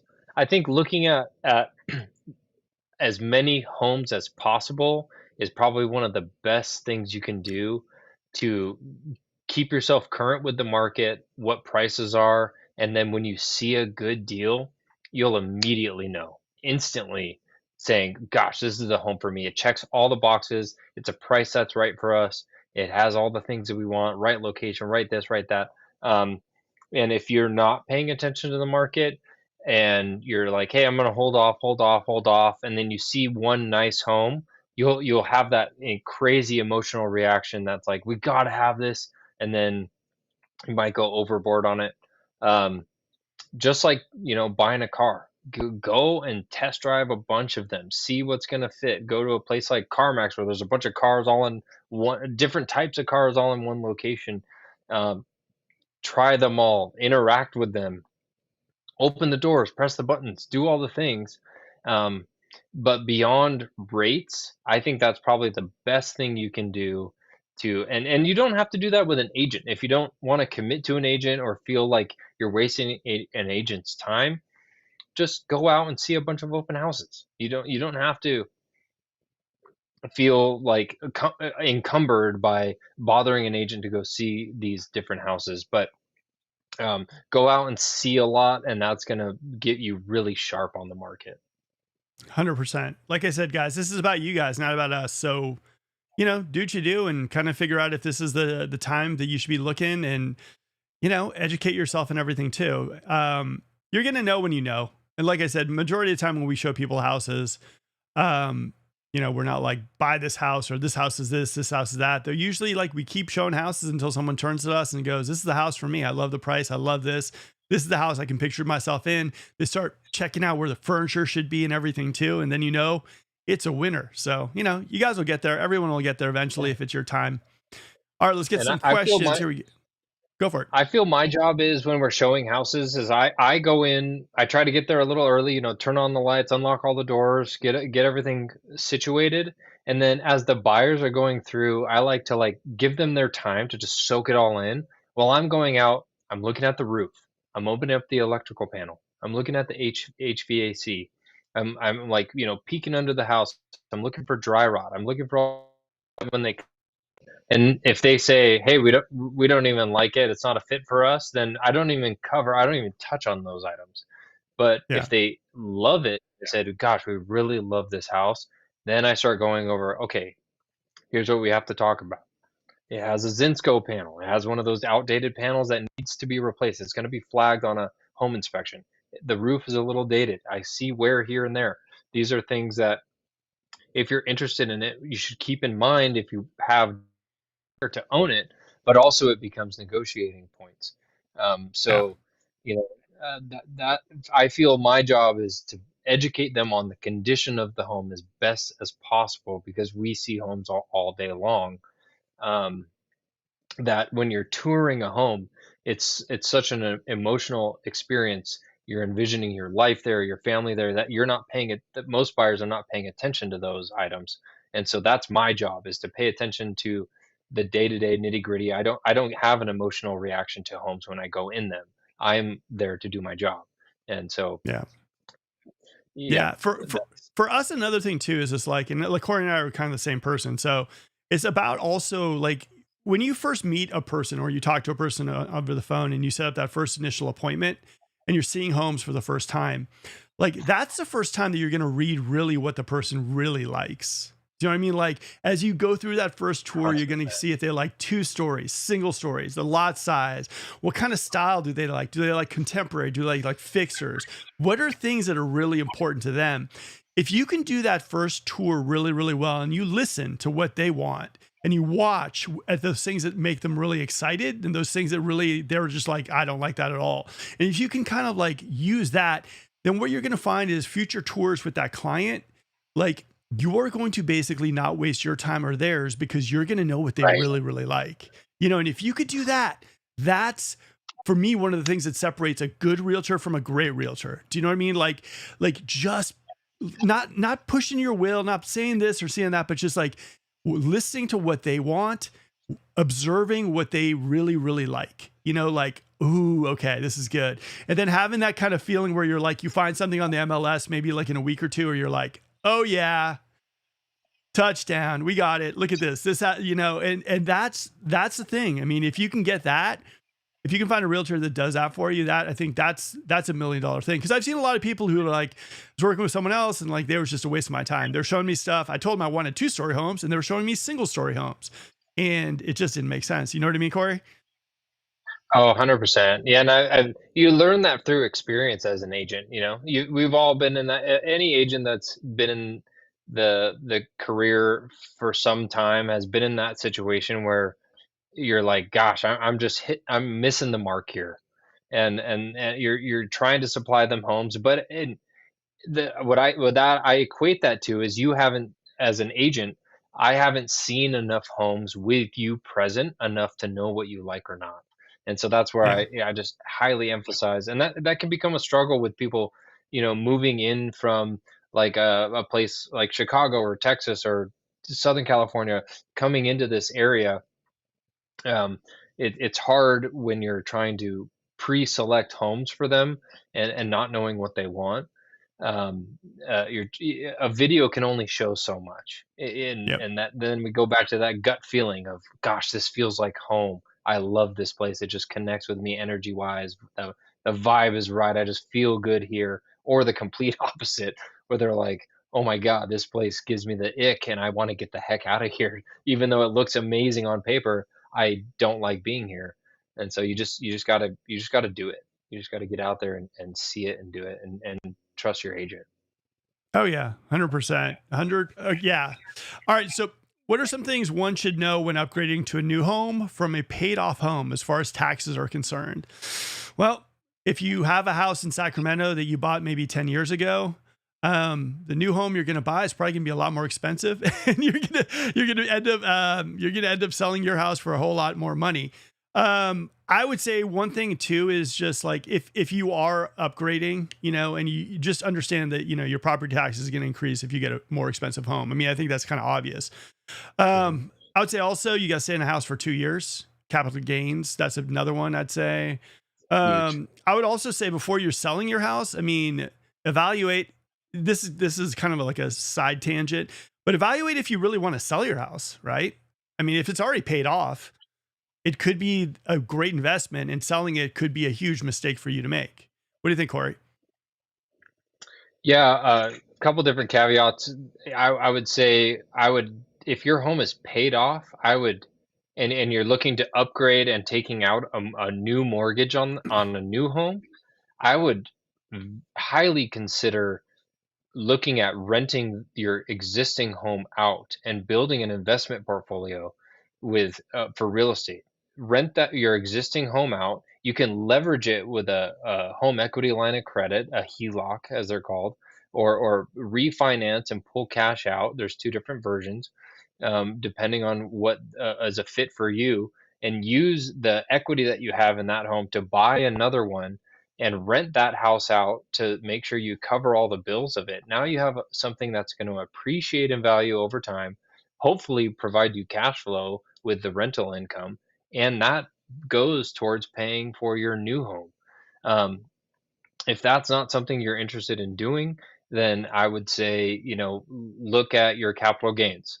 For a married couple selling their home, you get $500,000 of leeway with the IRS before you have to pay capital gains on that. So if you have $500,000 of profit on the home, if you have more than that, I would probably suggest renting that out, and then after 2 years, 1031 exchanging into a different investment. Um, but if you're in that position, you have a ton of options. I would just say analyze all your options with somebody who knows what they're doing in that situation, so that you can make the right choice. Nikki says if you're 59 or older, check into Prop 19, which could help with the new tax bill. Absolutely. And Nikki, also rock star on our team as well too. And she's got an amazing client who is actually closing in on a house in Loomis. And we got one, I think, in Gold River as well too. So Nikki knows her stuff. If you guys are looking for, like I said, if you guys are looking for an amazing agent, Nikki is definitely doing it. I couldn't say enough good things about her. There is enough time on the show.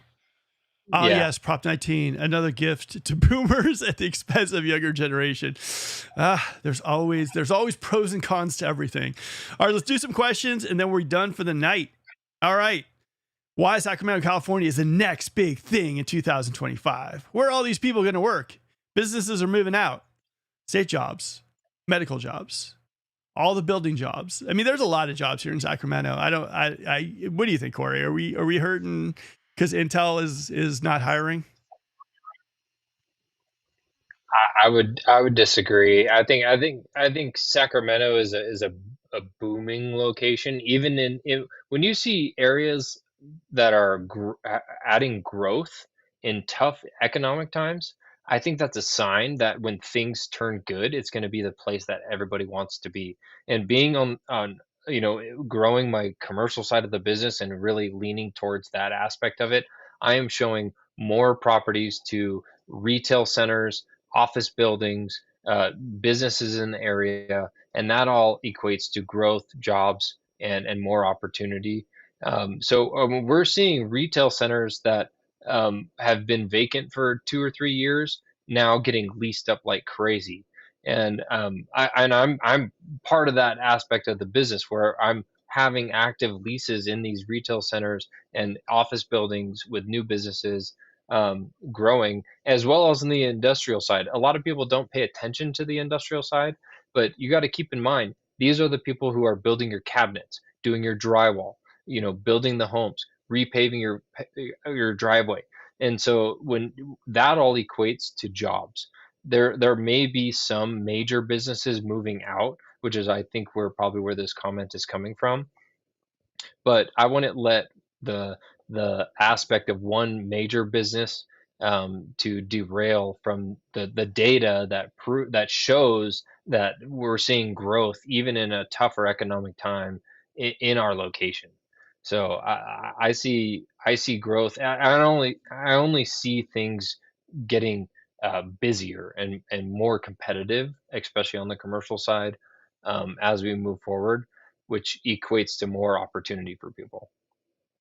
I look at Sacramento in general as one of those things like I look at other markets like I always talk about like Houston as far as like other markets and everything too, and you see the days of the markets like 90 days or 120 days, and I look at us and yeah, it's a little slower than it has been in Sacramento, but I mean we're still chugging along, and there's a lot of markets out there that are just dead.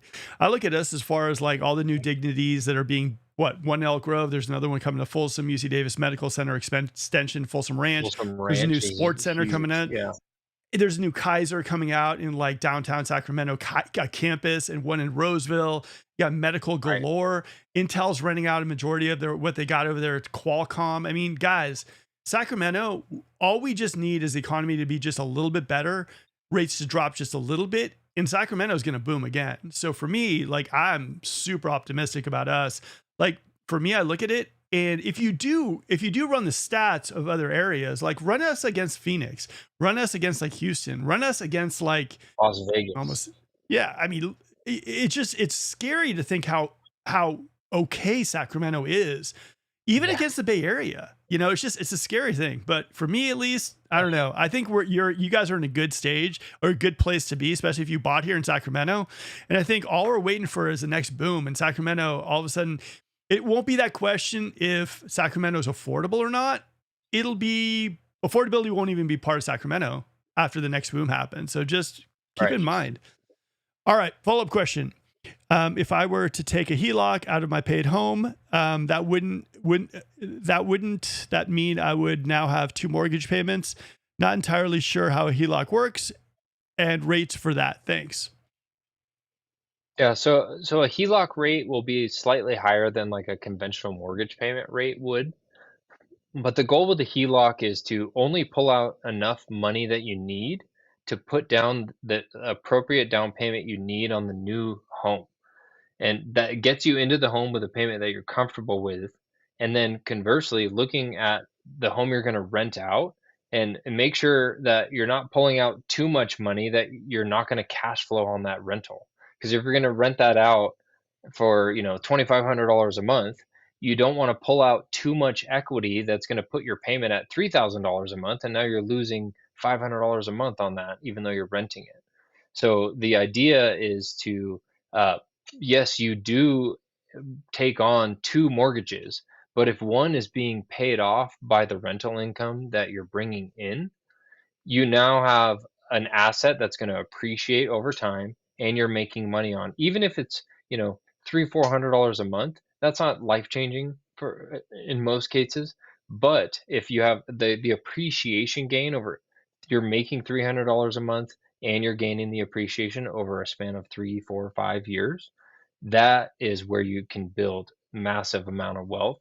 And then you 1031 exchange that, defer your capital Yeah. gains, and put that into one or two, split up that equity into three down payments on three more rental homes or a commercial space or whatever it may be, so that now you're building a portfolio of real estate investments that are paying you monthly and growing in appreciation. So it's a balance on making sure you're not pulling out too much money.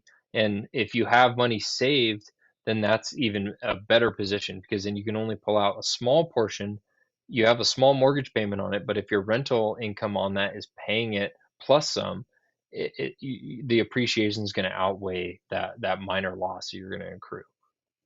Also, I mean, the idea of like, selling a property that's already paid for, it's just there's ways to get what you want, and getting rid of an asset. For me, I'm always like, I always talk to people too when we're going to, see houses and everything too. I'm like, are you sure you want to do this? I'm like, and not to mention after that, what's it called, a soapbox I just went on about Sacramento. I mean, I like I really like our area, and I think there's a lot of people that wish they would have kept their houses 10 years ago. Um, Yeah. I just like our There's area, a guys. I saying, really, yeah. really. There's a saying in real estate that you always hear parents as you're driving around with them. Everybody has somebody that they've sat with that said, "Oh, I used to own that. Gosh, I wish I would have never sold that. I wish I would have still owned Yeah. it now because it was worth $300,000 and now it's worth $800,000." And there's not many people that say, "Gosh, I'm so glad I sold that property back then. It was, you know." So holding on to the real estate and building a portfolio is something I'm really big on. And I would think holding on to that asset as long as you can, taking in all the benefits of the appreciation. And if you can, if it's paid off, there's a good chance you can leverage a HELOC or some sort of equity from that property to add to your portfolio and still make a really good move. All right, next question. Joe, haha, I agree. All the homes after a while start to look the same, especially in West Roseville. It's funny looking at the homes, but exhausting at the same time. Oh, I know. West Roseville there's a lot of building in West Roseville. I mean, and then you got Elk Grove, and then you got, yeah, I mean, it is really like you need one of those treasure maps to actually find stuff that really works. And after a while, also, you got to like factor in all the incentives being given and like which ones are buying down the rates. And if you found a floor plan you like and a lot you like, and yeah, it is, I mean, it is really, really exhausting. It can be. You got to really know where the winners are as well, too.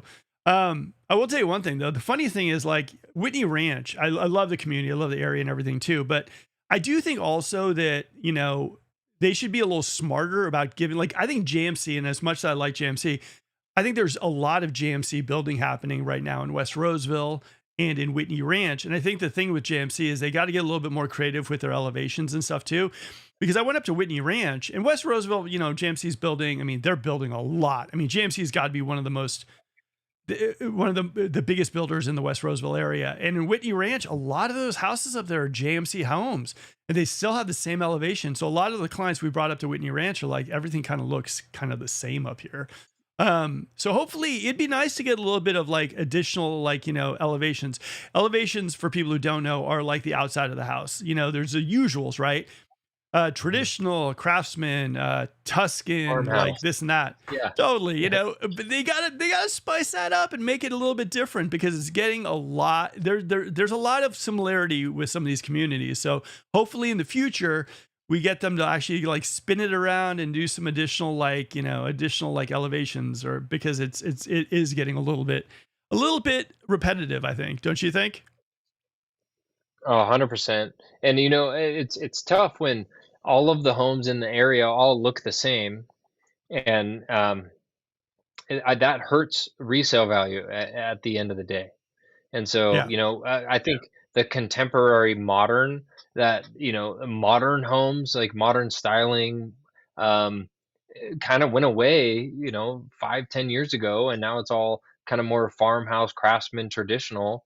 But I have yet to see a community that blends those two together, where you have the contemporary modern with the farmhouse and you have the craftsman. And but those builders and the people who are analyzing that probably have some better data than I, that maybe that makes the neighborhood look just kind of disheveled and like things don't belong. But I'm trends come and go. The farmhouse, the craftsman, they all come and go. The contemporary, it all comes and goes. So I think some of the newer builds that we're going to see in the next 10, 15 years, I wouldn't be surprised if we see more modern, brutalist kind of concrete structure, glass, it going to that whole opposite direction, because the market is flooded with the style. Oh yeah, I'm kind of ready for farmhouse to be kind of over. I'd love to see some like mid-century modern elevations, like the Eichler, Yes. or like this, Why something like isn't it a fun. mid-century modern develop? Why isn't there a mid-century modern is so hot and in demand? Why isn't there a community of mid? We've talked about this offline. Why isn't there Yeah, a community that's catering to that? I think there's some developers in the Sacramento area. It's just yeah, they're like, we've been doing it like this for years, and we're gonna This stay is doing what this, and works. this is what it is. Yeah. We're gonna have every house in the Sacramento area will be Tuscan. That's what we're doing. It's like, come on, guys, spice it up a little bit. It's getting a little bit like repetitive. I mean, it's like sometimes I feel like sometimes I'm in Roseville and I'm like, I don't know am I in Folsom? Where it's the same kind of thing. So hopefully we get a little bit of a change in everything too. And like I said, I think the thing is you can have an amazing brand new home, but it'd be nice to have a look additional options where you felt like you were getting a floor plan that's a little more unique. And I think that would be kind of fun. Nice little elevations. I don't think it'd kill the builders either. I think in fact it would probably even punch up sales a little bit too. So it'd be fun to see that in the future. So moving to Sacramento, watch this first. Thank you for this extremely important information. No problem. Like I said, guys, one of the things that I will say, and if you talk to Corey, he's going to tell you the same thing. Know your pricing. Know if you're overpaying. And overpaying, there's a little bit of a taboo when you use that word because you're buying what you're buying. But I would say know your pricing. Know what the pricing on a property. It's kind of hard to gauge it the first couple of weeks the property's out, especially the first weekend. Just, make sure you know your pricing of a certain area. Price per square foot's a good gauge, but just know your pricing. Wouldn't you say, Corey? Oh, 100%. And then, kick a dead horse. I'll go back to just see a ton of homes. If you're looking at new builds, go see a bunch of new builds. Go see a bunch of different new properties, and just know your market. You can rely on your agent to know the market, but until you go out there and feel it, you might just not click with what is out there. So get out there and see as many homes as you can. All right, we're going to end with this question, guys. Top neighborhoods for people moving to Sacramento. I'm originally from Roseville, but moved near Tahoe Park back in 2009. If I had to pick just one favorite spot, it would be Old Fair Oaks. Nothing beats the charm, tree-lined streets, unique homes on big lots, cozy shops, great restaurants, and of course, the chickens roaming around. What do you think of that? If you had to pick one spot, like as far as OG, like Sacramento, that you'd recommend people saying, I know you like Folsom for the new homes. I know you like Rockland for all the stuff. But if you had to get that one charming kind of area in Sacramento, what would that be for you?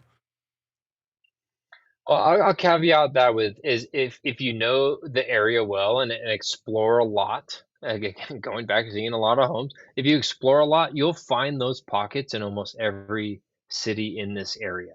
But I can't disagree with that. The Old Fair Oaks area has so much charm. The Will Hagen, East Sacramento. There's Ooh, well, hey, I yeah. I love the El Dorado Hills areas, and a little more away from the hustle and bustle of urban environments.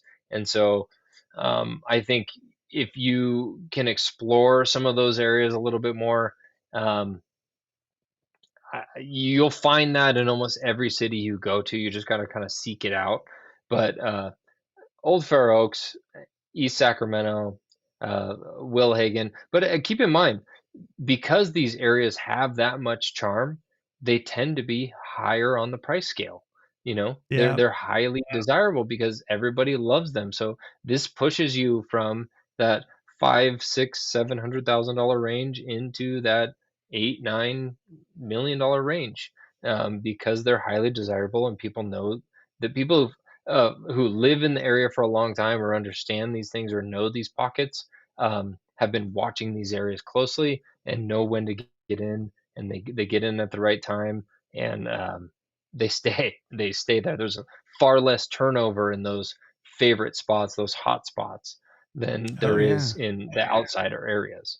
So And, less to choose from, higher prices.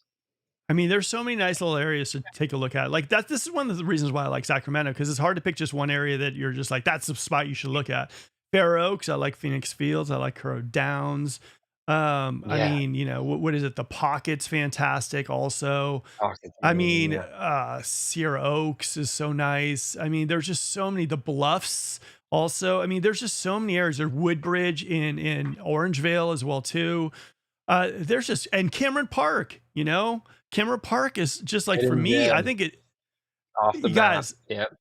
like I said, well, one is hopefully you enjoyed this live broadcast we did. And if you did, smash that like button. We'd appreciate it. And smash that like button and give some love to Corey, too, for taking 2 hours of his day to talk to you guys about it. At the same time, too, we thank you guys for also tuning into the show. One of the things I will tell you, though, too, this is a great one to end it, just because Sacramento is not just one size fits all. Sacramento has so many unique neighborhoods, areas. You can find anything you're looking for in the Sacramento area if you look for it. And that's one of the things that I was taught when I moved here. You like golf course communities, we got them. You want something in the hills with views, we got it. You want some on the water, lake or river, we Mhm. got it. So there's so much available in the Sacramento area. And for me, I look at it and I say, Sacramento's got a bright future. I think we got land, we got building ahead of us. We got some great infrastructure projects happening. In fact, I got a video that I'm gonna drop in, maybe not this Friday, but next, about the 50 freeway. Got a civil engine. We got some good videos coming on this channel as well too. So don't forget to subscribe. Now, Corey, final thoughts on tonight. Um, yeah, a lot of development, a lot of growth still happening in Sacramento, even in a tougher market, a tougher economical market, I should say. If you're looking at this area or considering this area, I encourage you to, if you don't live in the location and you can't just hop in the car and tour around some of these areas, I encourage you to book a family trip, book some flights, take a drive up here, wherever you can, get in the area, contact one of us. Even if you don't want to commit to us to saying, hey, I'm going to use you as an agent, just hit us up and let us know what are the areas I should go tour if I like this, and this. And we'll give you the areas to go look at. Come here, visit it. We'll give you good restaurants, whatever you can, and then we'll be able to make your stay here amazing. And then I would be pretty shocked if you take some of our advice and go visit those areas if you don't have a good time and have some level of desirability to come and buy a home here and grow your family here, enjoy your time here, owning a home. No, yeah. It's a very family centric kind of area everywhere around here, too, which is one of the reasons I love it. We got one more question for you, Corey, and then we're gone. Unless you guys ask more questions, then we'll stay. It's hard to find multifamily buildings in a good neighborhood for investments. Any neighborhoods that have better schools and ability to appreciate and value? Um, yes, so this is going to be a heavily price dependent question. So if you're willing to pay for it, some the properties that are well maintained, have high rents, and you're looking to purchase one of those properties in a nicer neighborhood, better schools, I would just be prepared that those come with a far higher price tag and usually less cash flow, more appreciation.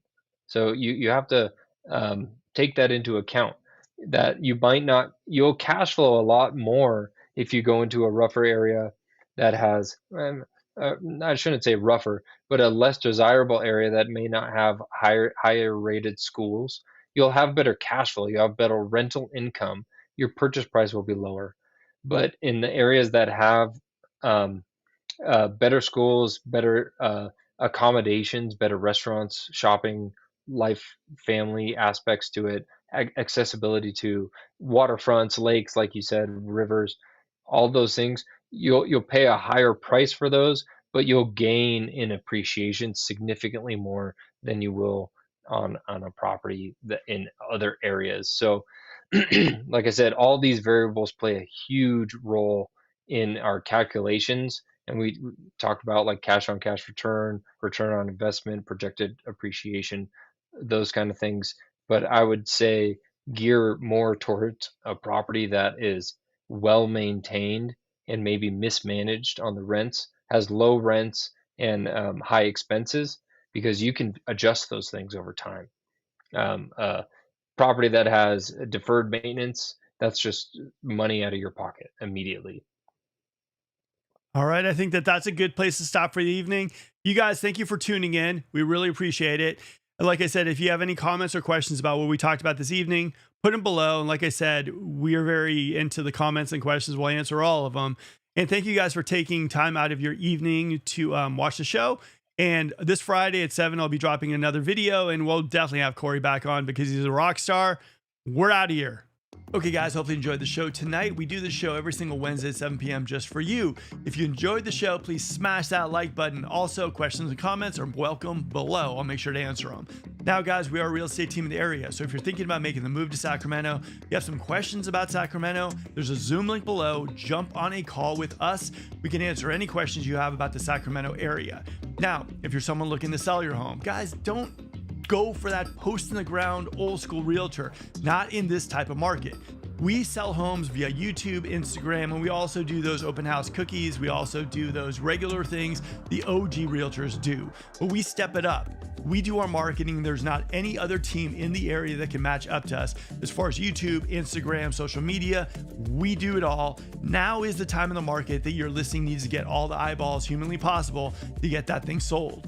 We pride ourselves on not just listing, but selling homes. Now, guys, one last thing before I go, there's a playlist over there. Other videos I've done. If you are thinking about making the move to Sacramento, education is key. Those videos will help you get there. All right, guys, this is Mark. See you on the next live show. Have a good one.